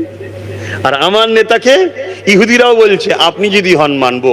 মূর্তি পূজারী বলছে, আগুন পূজারী বলছে, খ্রিস্টান বলছে, নাসারারা বলছে, সবাই বলছে আপনি যদি হন। কেন? আপনার মধ্যে ইনসাফ আছে, ইনসানিয়াত আছে, আপনার মধ্যে আমানতদার আছে, আপনি কখনো আমানত খেয়ানত করতে পারেন না। আল্লাহ নবী রাজি হলেন এবং তারা দ্বিতীয় প্রশ্ন করেছিল, আমার আরেকটা জানার বিষয় আছে, আমরা আমাদের ধর্মের উপরে, আস্থার উপরে আমরা থাকবো, এটা জোর না হয়। আল্লাহ নবী সনদ তৈরি করে দিলেন, কারো ধর্ম স্থানের উপরে কোন রকম জোর জবরদস্তি নয়। কিন্তু আমার নবীর আখলাক, আমার নবীর ব্যবহার, আমার নবীর আদর্শ, আমার নবীর চরিত্র, আমার নবীর লাইফ স্টাইল, 10 বছর নবী রাজনীতি করা শিখালেন। সেই পলিসিটাকে দেখে পুরো মদিনার মানুষ আর কেউ অন্য জায়গায় ছিল না, সব মোহাম্মদ রসুলের হয়ে গেল। জোরে বলুন সুবহানাল্লাহ। যেমন আজকে আমেরিকা, যেমন আজকে ব্রিটেন, যেমন আজকে ইউরোপ দুনিয়া, হুকুমত তাদের, নেতা তাদের, মিলিটারি তাদের, শাসক তারা, মিডিয়া তারা, কলম তারা, সব তাদের। বারবার ইসলামের বিরুদ্ধে লিখছে, বারবার নবীর বিরুদ্ধে লিখছে, বারবার নবীর বিরুদ্ধে ফিল্ম হচ্ছে, কার্টুন তৈরি হচ্ছে, কত কিছু তারা করছে। এরপরেও তাদেরই মিডিয়াতে প্রকাশিত হচ্ছে যেভাবে আমেরিকাতে, ব্রিটেনে, ইউরোপ দুনিয়াতে যুবক যুবতীরা মোহাম্মদ রসুলের ফ্যান হয়ে যাচ্ছে, মোহাম্মদ রসুলের ফলোয়ার্স হচ্ছে। আগামী 40-45-এর মধ্যে ইউরোপ দুনিয়া সংখ্যা গুরু হবে ইসলাম। জোরে বলুন সুবহানাল্লাহ, আরো চিৎকার দিয়ে বলুন সুবহানাল্লাহ। আজ আমরা পৃথিবী জুড়ে দেখছি হুকুমত তাদের, অথচ বদলাম আমরা। আমার ভারতে দেখুন 77, 78, 79তম স্বাধীনতা হলো, ক্ষমতায় তারা, সব জায়গায় তারা, প্রধানমন্ত্রী তারা, স্বরাষ্ট্রমন্ত্রী তারা, মিলিটারি প্রধান তারা, সব জায়গায় তারা। আর বারবার মিথ্যাভাবে মিডিয়ায় আমার ইসলাম, আমার মসজিদ, আমার মাদ্রাসাকে বারবার টার্গেট করা হচ্ছে। মনে রাখবে, ব্যথা যত বাড়বে ফুটফুটে সন্তান আসার চান্স তত তাড়াতাড়ি হবে। তুমি ইসলামের পিছনে যত লাগবে, আগামী দিন ইসলাম তত মানুষের কাছে প্রিয় হয়ে উঠবে ইনশাআল্লাহ। তাই আজ আমি এতগুলো মানুষকে নিয়ে একটা সাক্ষী নিতে চাইছি, আমাদেরও কিছু দায়িত্ব আছে না নয়? জমির জন্য মারপিট করি, বন্ধুর জন্য মারপিট করি, ভাইয়ের জন্য মারপিট করি, প্রতিবেশীর জন্য মারপিট করি, হকের জন্য মারপিট করি। ভালো কাজে সাথ দেবেন, ভালো কথা, কিন্তু আমার মসজিদ, আমার মাদ্রাসা, আমার ওয়াকাফ, আমার খানকা, আমার ঈদগাহ কেউ যদি ক্ষমতার জোরে ছিনিয়ে নিবার স্বপ্ন দেখে, এই জায়গায় আমাদের তাদের বিরুদ্ধে লড়াইয়ের দরকার আছে না নয়? হাত তুলে বলুন, লড়াইয়ের দরকার আছে না নয়? তারা যদি মনে করে ক্ষমতা আমার হাতে, মিলিটারি আমার হাতে, প্রশাসন আমার হাতে, আমি সব করে দেখিয়ে দেবো, জুলুম করে দেখিয়ে দেবো, তাহলে আমরাও বলবো নমরুদ এই স্বপ্ন দেখেছিল, সাদ্দাত এই স্বপ্ন দেখেছিল, আবু জেহেল এই স্বপ্ন দেখেছিল, ফিরাউন এই স্বপ্ন দেখেছিল, চিঙ্গিস খান এই স্বপ্ন দেখেছিল, বুশ এই স্বপ্ন দেখেছিল ইসলামকে মুছে দিবার। আল্লাহ তাদেরকে মিটিয়েছে। ইসলাম ছিল, আজ সবে কিয়ামত পর্যন্ত থাকবে। জোরে বলুন সুবহানাল্লাহ, আরো চিৎকার দিয়ে বলুন সুবহানাল্লাহ। কিন্তু আপনাদেরকে বলি, আপনারা হকের পক্ষে, ন্যায়ের পক্ষে, সত্যের পক্ষে, মনুষ্যত্বের পক্ষে দাঁড়ানো, এটা আপনাদের দায়িত্ব আছে না নয়? আমাদের লড়াই হিন্দু ভাইদের বিরুদ্ধে নয়, কেন তারা আমাদের ভাই বোন। আমাদের লড়াই আদিবাসী, সাঁওতাল, মতুয়া, কোন খ্রিস্টান কারো বিরুদ্ধে আমাদের লড়াই নয়, তারাও আমাদের ভাই বোন। কেন আমরা সবাই এক বাপ এক মা, আদম ও হাওয়া থেকে তৈরি, আমাদের সবাইরা ভাই বোন। আমাদের লড়াই জালিমের বিরুদ্ধে, আমাদের লড়াই মিথ্যার বিরুদ্ধে, আমাদের লড়াই অন্যের বিরুদ্ধে, আমাদের লড়াই লুটেরাদের বিরুদ্ধে, আমাদের লড়াই এমন করে যারা নারী, পুরুষ, গরিব, অসহায়দের উপরে জুলুম করে তাদের বিরুদ্ধে। আজ আমি আরেকবার জানতে চাইছি, ওয়াকাফ বাঁচাতে গিয়ে, ওয়াকাফের পক্ষে কেন্দ্রের কালা কানুনের বিরুদ্ধে আগামী দিন কলিকাতার ব্রিগেড যদি যেতে বলি আমি, আমার ডাকে আপনারা গাটের পয়সা খরচ করে যেতে রাজি আছে? হাত ধরতে হবে না তো? হাত লম্বা করে তোলুন, গাছে তুলে মই করে নেবেন না তো? হাত নামান। কেন 10 লাখ লোক নিয়ে, 5 লাখ লোক নিয়ে আন্দোলনটা আন্দোলনই হবে, কিন্তু সেটা যদি আরো বেশি হয়, আন্দোলনের গুরুত্ব বাড়বে না কমবে? রাসূল বললেন, অন্যায় দেখলে হাত দিয়ে রাখো। তাহলে কোন অমুসলিমের ওপরেও যদি জুলুম হয়, অমুসলিমের পাশে দাঁড়িয়ে জালিমের বিরুদ্ধে লড়বো না? লড়বো না। যদি কোন হিন্দুর উপরে মুসলমানও জুলুম করে, আমরা হিন্দুর পাশে দাঁড়িয়ে সেই মুনাফিক মুসলমানের বিরুদ্ধে লড়বো। ঠিক না বেঠিক? হ্যাঁ, মুসলমান কখনো জালিম হতে পারে না। তোমার নবী কখনো কারোর উপরে জুলুম করেনি, তুমি মুসলমান দাবি করে জুলুম করে কি করে মুসলমান হতে পারলে তুমি বলো? আমাদের কাছে জালিমের সঙ্গে সাথ দেওয়া কোনো যাবে না। কেন জালিম তার ঠিকানা হলো জাহান্নাম। জালিমের ঠিকানা কোথায়? জাহান্নাম। মনে রাখবেন, নিজের মায়ের পেটের ভাইও যদি জুলুম করে তার সাথ দেওয়ার ইজাজত ইসলাম দেয়নি। তাই আজ আপনাদেরকে জানতে চাইছি, অসুবিধা হচ্ছে আমার কথায়? তাই আজকে বলুন, অন্যায় দেখলে রসুল বললেন হাত দিয়ে রোখো। কেন্দ্র সরকার ওয়াকফকে মিটাতে চাইছে, এটা নাই না নাই? এই কথাগুলো বললে অসুবিধা হচ্ছে নাকি আপনাদের? এই অসুবিধা হচ্ছে যে ধর্মসভায় এসে বলছেন কেন ওয়াকফটা কি ধর্মের বাইরে নাকি? আর সবচেয়ে বড় কথা হলো, জালিমকে চিহ্নিত করে জালিমের বিরুদ্ধে লড়াই করা ইসলামে ফরজ। ইসলামে কি? তাহলে ইসলাম শিখাবো না শিখাবো না? হ্যাঁ, তাহলে আজকে সে ক্ষমতার জোরে আজকে জুলুম করছে। ইসলাম বলছে অন্যায় দেখলে হাত দিয়ে রোখো। যদি হাতে ক্ষমতা না থাকে মুখ দিয়ে প্রতিবাদ করো, যদি মুখে ক্ষমতা না থাকে অন্তর থেকে ঘৃণা করো। তাহলে কেন্দ্র সরকার যে আইনটা করছে এটা সংবিধানের পক্ষে না বিরুদ্ধে? কোথাও তেমন বিরুদ্ধে।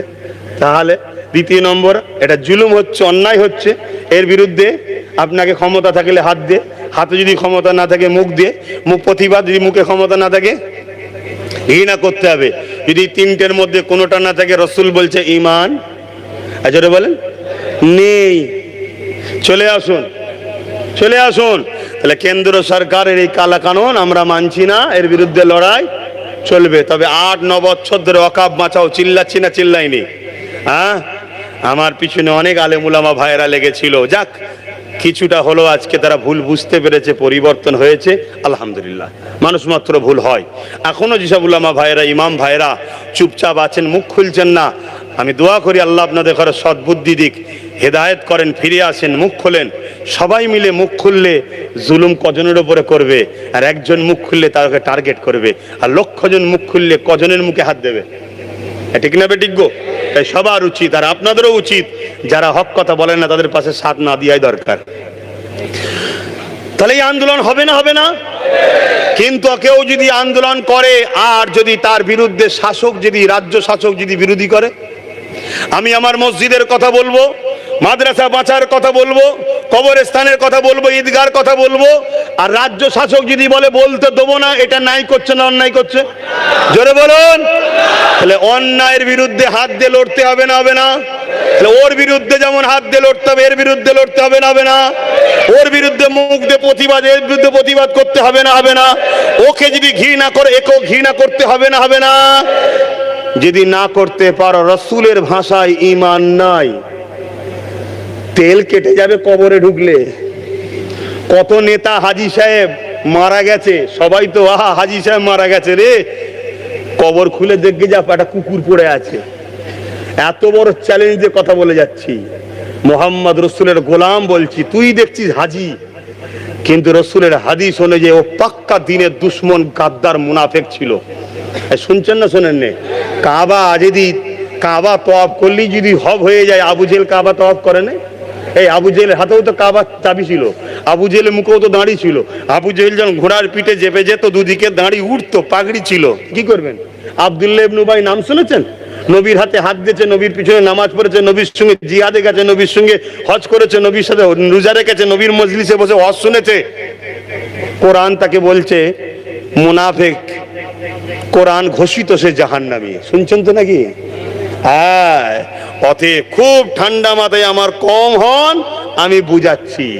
এখন আপনাদের কাছে কোনো মুনাফিক এসে বলবে সবই ঠিক আছে, কিন্তু কি করা যাবে? চোরের পিছনে লাগতে গেলে ডাকাত চলে আসবে, বুঝাবে না? বুঝাবে না? এই জোরে বলুন। কিন্তু আমি আপনাকে নবীর কথা শোনাবো, সেটা হচ্ছে কি, নবী বলছে বন্ধু সেজে দুশ্মনের থেকে প্রকাশ্য দুশ্মন খাতারনাক কম। প্রকাশ্য দুশ্মনকে চিনা যায়, বন্ধু সেজে দুশ্মনকে চিনা যায় না। কথা মাথায় থাকবে তো নাকি? আর একজন আমার সিল লাইনে, আমার নুড়া লাইনে, কিন্তু আমার দাঁতের গোড়া ভাঙছে, এটা যতটা না কষ্ট, আর একজন আমারই সিল, আমারই নুড়া, আমারই ভাঙছে দাঁতের গোড়া।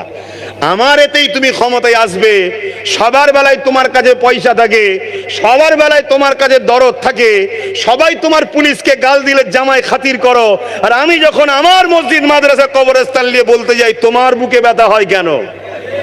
তোমার বুকে ব্যথা হয় কেন? আল্লাহর কাছে দোয়া করি তোমার এই বুকের বাতা যেন হার্টের প্রবলেম করে দেয়, বলুন আমিন।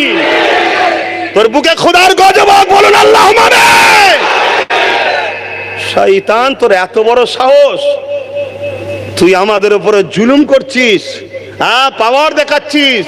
আর আমার যেসব মুসলিম ভাইরা এই ইসলাম বিদ্বেষের সঙ্গে সাথ দিয়ে আছো, তোমাদেরকে এখনো বলছি, যদি মুমিন হও, নবীকে যদি ভালোবাসো, আল্লাহ যদি ভয় থাকে, আর কবর যদি বিশ্বাস করো, তওবা করো, পরিবর্তন হও, তওবা করো, পরিবর্তন হও। আমি তোমাদেরকে অন্য কোন দিক দেখাবো না, আমি একটা দিক দেখাবো। নবী বলেছেন কোরাইশের নেতৃত্ব মানো, কোরাইশ ঘরের ছেলে নওশাদের সাথ দেবে। আমি হুজুর হিসাবে বলার অধিকার আছে না নাই? দাস, আমি আমার কওমের মানুষকে মেসেজ দিয়ে গেলাম। আপত্তি হলো কারো? যদি আপত্তি হয়, তুমি তোমার বেঈমানকে নিয়ে থাকবে যাও, এখানে জুটতো কেন? এখানে জুটবে না। তোমার বেঈমান যখন আছে, আমরা জুটি নাকি? তুমি তোমার লে থাকবে যাও। তোমার বেঈমান ক্ষমতার জোরে আমার দিনের বিরোধী করছে, আমরা ছেড়ে দেবো? এই কথা বলেন, ছেড়ে দেবো? আমাদের কাছে বাপ মা আগে নয়, আমাদের কাছে রসুলের দিন আগে। আমরা বাপ মাকে কুরবান করতে রাজি আছি, নবীর দিনকে ছাড়তে রাজি নয়। আমরা বাপ মাকে কুরবান করতে রাজি আছি, রসুলের একটা সুন্নাতকে মিটিয়ে দিতে রাজি নয়। দস্তখান বিছিয়ে খাওয়া নবীর সুন্নাত, জানেন তো নাকি? আমরা একটা সুন্নাতের জন্য জীবন পর্যন্ত দিতে রাজি আছি, এটা আমার নবীর সুন্নাত, এটা মাথায় রাখো। আর যদি মনে করো না আব্বাস সিদ্দিকী সবই ঠিক আছে, তোমার কথা শুনলে আমরা মরে যাব, মনে রেখে দিও, আল্লাহর পক্ষ থেকে যখন বন্যা হয় বাঁচাবার কেউ থাকে না, আল্লাহর পক্ষ থেকে যখন ভূমিকম্প হয় বাঁচাবার কেউ থাকে না। তুমি যদি মনে করো বাঁচাবার অন্য কেউ মালিক আছে, তা আল্লাহ যখন মারবে কে বাঁচাই দেখবো। আর যদি মনে হয় আল্লাহ বাঁচাবার মালিক, তাই বড় শয়তান হোক আর ছোট শয়তান হোক, সবাইকে তালাক দাও, নিজের পায়ে দাঁড়াও। শুনছেন তো নাকি? তালাক মানে বাদ দিও, ডিভোর্স করো। আমার এই সামান্যটুকু কথায় কে কে কষ্ট পেলেন গো? কমিটির কষ্ট হচ্ছে নাকি? কষ্ট হলে আনবে না দ্বিতীয়বার। আমি ওপেন বলে যাচ্ছি, আসবেন, আনবে না।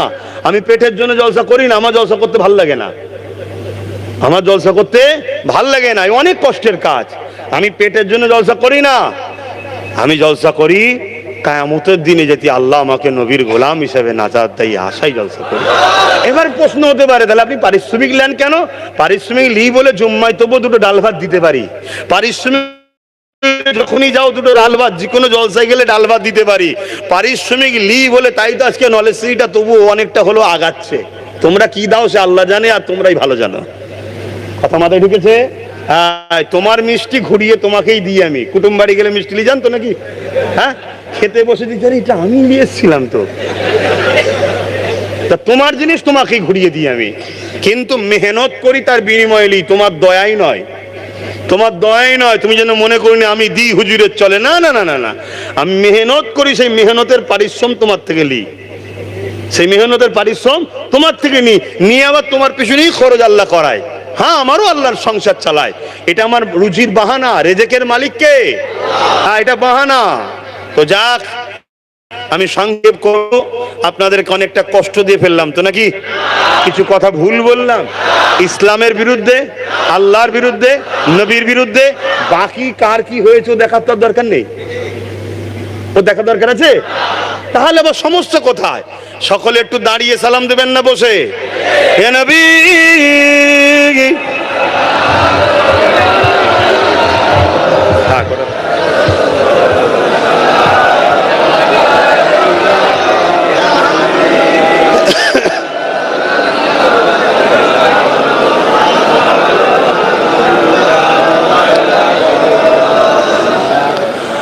মাশাআল্লাহ। এই যে বলুন, এত হাজার হাজার মানুষ আমার নবীর মিলাদে আসলেন, এটা কি আমার ইজ্জত বাড়লো না হুজুরের মিলাদের? কারা এটা ওসিলা হলো? আপনারা। আল্লাহ আপনাদের ইজ্জতকে বাড়াক, বলুন আমিন। নিজেকে চিনতে শেখেন। আল্লাহ আপনাদের ঘরে শ্রেষ্ঠ উম্মত ও শ্রেষ্ঠ মখলুক করেছে, শ্রেষ্ঠ উম্মত ও শ্রেষ্ঠ মখলুক করেছে। কোনো জালিম, অত্যাচারী, বেঈমান, চোরেদের দালালি করার জন্য নয়। আল্লাহ আপনাদের ঘরে খলিফা করেছে। কি করেছে? খলিফা, প্রতিনিধিত্ব করার জন্য আল্লাহ আপনাদের পাঠিয়েছে। কোরআনে আল্লাহ আপনাদের সম্বন্ধে বলছে খায়রুল উম্মাহ, কুনতুম খায়রা উম্মাতিন, সব থেকে শ্রেষ্ঠ উম্মত আপনারা। কেন? আপনাদের দুটো কাজ, অন্যায়কে মিটানো, ন্যায়কে প্রতিষ্ঠিত করা। এবারে বলুন, অন্যায় মিটাতে গিয়ে জেল হবে, আপনি ঘাবড়ে গেলে তো হবে না। অন্যায় মিটাতে গেলে মার খাবেন, ঘাবড়ে গেলে তো হবে না। অন্যায় মিটাতে গিয়ে শহীদ হয়ে যাবেন। আল্লাহ যেটা কপালে রেখেছে, আল্লাহর খুশির জন্য শহীদ হতে রাজি নয়, আল্লাহর খুশির জন্য জেলে যেতে রাজি নয়, আল্লাহর খুশির জন্য মার খেতে রাজি নয়। তা তুমি যদি সত্যি খায়রুল উম্মাহ হও, তোমাকে তো ভয় খেলে হবে না, তোমাকে তো রুখতে হবে। কি? জুলুমকে রুখতে হবে। কথা মাথায় থাকবে তো? তারও একবার আল্লাহকে সাক্ষী দিয়ে বলো যে আমরা ন্যায়ের পক্ষে, অন্যায়ের বিরুদ্ধে। কারা কারা ন্যায়ের পক্ষে, অন্যায়ের বিরুদ্ধে? হাত তুলে বলো। ন্যায়ের পক্ষে তো, ন্যায়ের পক্ষে তো, অন্যায়ের বিরুদ্ধে তো। হ্যাঁ, এই দুটো কাজ আমাদের কে দিয়েছে? আল্লাহ। তুমি সবার কথা শুনছো, তোমার স্রষ্টার কথা শুনবে না? হ্যাঁ, তোমার স্রষ্টার কথা শুনতে হবে। আমারও তো জীবন আছে, আমারও তো জিন্দেগি আছে, আমারও তো দুশ্মন আছে। আমি দুশ্মনকে তোয়াক্কা করি না। কেন? আমি এতটুকু জানি, আমি আমার কিসমতকে লিখে নিয়ে এসেছি, অর্থাৎ আমার কিসমত লিখা হয়ে গেছে। যেটা আমার কিসমতে আছে সেটা হবে। শুধু আমায় চেষ্টা করতে হবে আমি যেন আমার আল্লাহ ও রসুলের বিরুদ্ধে না চলে যাই। যে কোনো ক্ষেত্রে, ব্যবসা হোক, কারবার হোক, রাজনীতি হোক, যাই হোক, আমি যেন কারোর উপরে জুলুম না করি, কাউকে না ঠকাই, কারোর সঙ্গে মিথ্যা কথা না বলি। এগুলো হচ্ছে ইসলামের হুকুম, এটা মাথায় রাখতে হবে। আর অসহায়কে যদি তুমি খানা দাও, আল্লাহ তোমাকে জান্নাতের খানা খাওয়াবে। বলুন সুবহানাল্লাহ। সে অসহায়টা যদি হিন্দুও হয়, খ্রিস্টানও হয়, আদিবাসীও হয়, তাকেও যদি তুমি খাও, সাহায্য করো, আল্লাহ তোমাকেও তার বিনিময়ে জান্নাতের খানা খাওয়াবে। তুমি ভাববে এটা কি কথা বলছেন? না, তুমি খাওয়াচ্ছ, তুমি দেখছো হিন্দু, তুমি দেখছো সাঁওতাল, বাগদি, আদিবাসী, কিন্তু তুমি কি ভুলে গেছো সৃষ্টিকর্তার সৃষ্টিকে তো তুমি ভালোবাসলে, যে তোমাকেও সৃষ্টি করেছে, তাই তো নাকি? তা তোমার যদি কিছু জিনিসকে তৈরি করো, যদি তাকে কেউ ভালোবাসে, তুমি তার উপর খুশি হও, তো তোমার সৃষ্টিকর্তার সৃষ্টিকে তুমি ভালোবাসলে তোমার উপর খুশি হবে না তিনি? সে কি ধর্মের, সে জবাব দেবে খনি। তোমার আমার দেখার কি দরকার? আমি তো তার ধর্মের অনুসরণ করছি না, আমি তো আল্লাহকে মানি, কিন্তু সেটা আমার স্রষ্টারই সৃষ্টি, আমার আল্লাহরই তো সৃষ্টি, আমি কেন তাকে ভালোবাসবো না? এটা মাথায় থাকবে তো? হ্যাঁ, এটা মাথায় রেখে দিও। আর একটা কথা দাঁড়িয়ে দাঁড়িয়ে বলে দিচ্ছি, আমাদেরকে বেঈমান বানাবার কত রকম ষড়যন্ত্র চলছে। তার মধ্যে একটা ষড়যন্ত্র হচ্ছে কি, ধর্ম যার যার, উৎসব সবার। এটা কত শোনা যায় না, যায় না? আমি জানি না আমার কোনো মুসলিম ভাই কথা মানে কিনা। যদি মানো, সঙ্গে সঙ্গে মুশরিক হয়ে যাবে। কাফেরের থেকেও খাতারনাক হলো মুশরিক। কথা মাথায় ঢুকছে? কেন? ধর্মকে কেন্দ্র করেই উৎসব, উৎসবকে কেন্দ্র করেই ধর্ম। এই কি বলে? হ্যাঁ, উৎসবকে কেন্দ্র, ধর্মকে কেন্দ্র করেই উৎসব। কথা মাথায় ঢুকছে? কুরবানি হয়, কুরবানির পশু জবাই হয়, উৎসব হয় না? হয় না? কোনটাকে কেন্দ্র করে? ইসলামের ধর্মের নিয়মকে কেন্দ্র করে, তাই তো নাকি? তাহলে ঠিক তেমনি প্রত্যেকটা ধর্মের উৎসব তার ধর্মকে কেন্দ্র করে হয়। তো প্রচুর উৎসব আছে যে উৎসবে আল্লাহর সঙ্গে শরীক করা হয়। তো ধর্ম যার, উৎসব সবার, তার মানে কি ওটাও আমার? তা শিরককে আমার ভাবা মুশরিক হবে না? হবে না? কিন্তু আমাদের ঘরে কিভাবে মুশরিক বানাচ্ছে বুঝতে পারছো? যুব সমাজকে কেন করছে? যাতে করে আমাদের ঈমানটা চলে যায়। আর ঈমান চলে গেলে কি হবে? আমরা সব থাকার পরও আমাদের কিরা হত্যা করবে, মেরে ফেলবে, আমরা কিছু করতে পারবো না। অতএব ঈমানকে বাঁচাও, বারবার বলছি, ঈমান বাঁচাও। ঈমান এমন একটা পাওয়ারের নাম, পারমাণবিক বোমা থেকে লক্ষ কোটি গুণ পাওয়ারের জিনিস হলো ঈমান। কথা মাথায় ঢুকলো? আসেন, ইয়া নবী সালাম, ইয়া রাসূল, ইয়া হাবিব সালাম, সালাওয়াতুল্লাহ। কঠিন আসো ওরের দিনে, কি আছে মোদের কপালে, গুনাহগার উম্মাহ আতো আপনার লইবেন সঙ্গে এ মাশরে নবী সালাম ইয়া রাসূল ইয়া হাবিব সালাম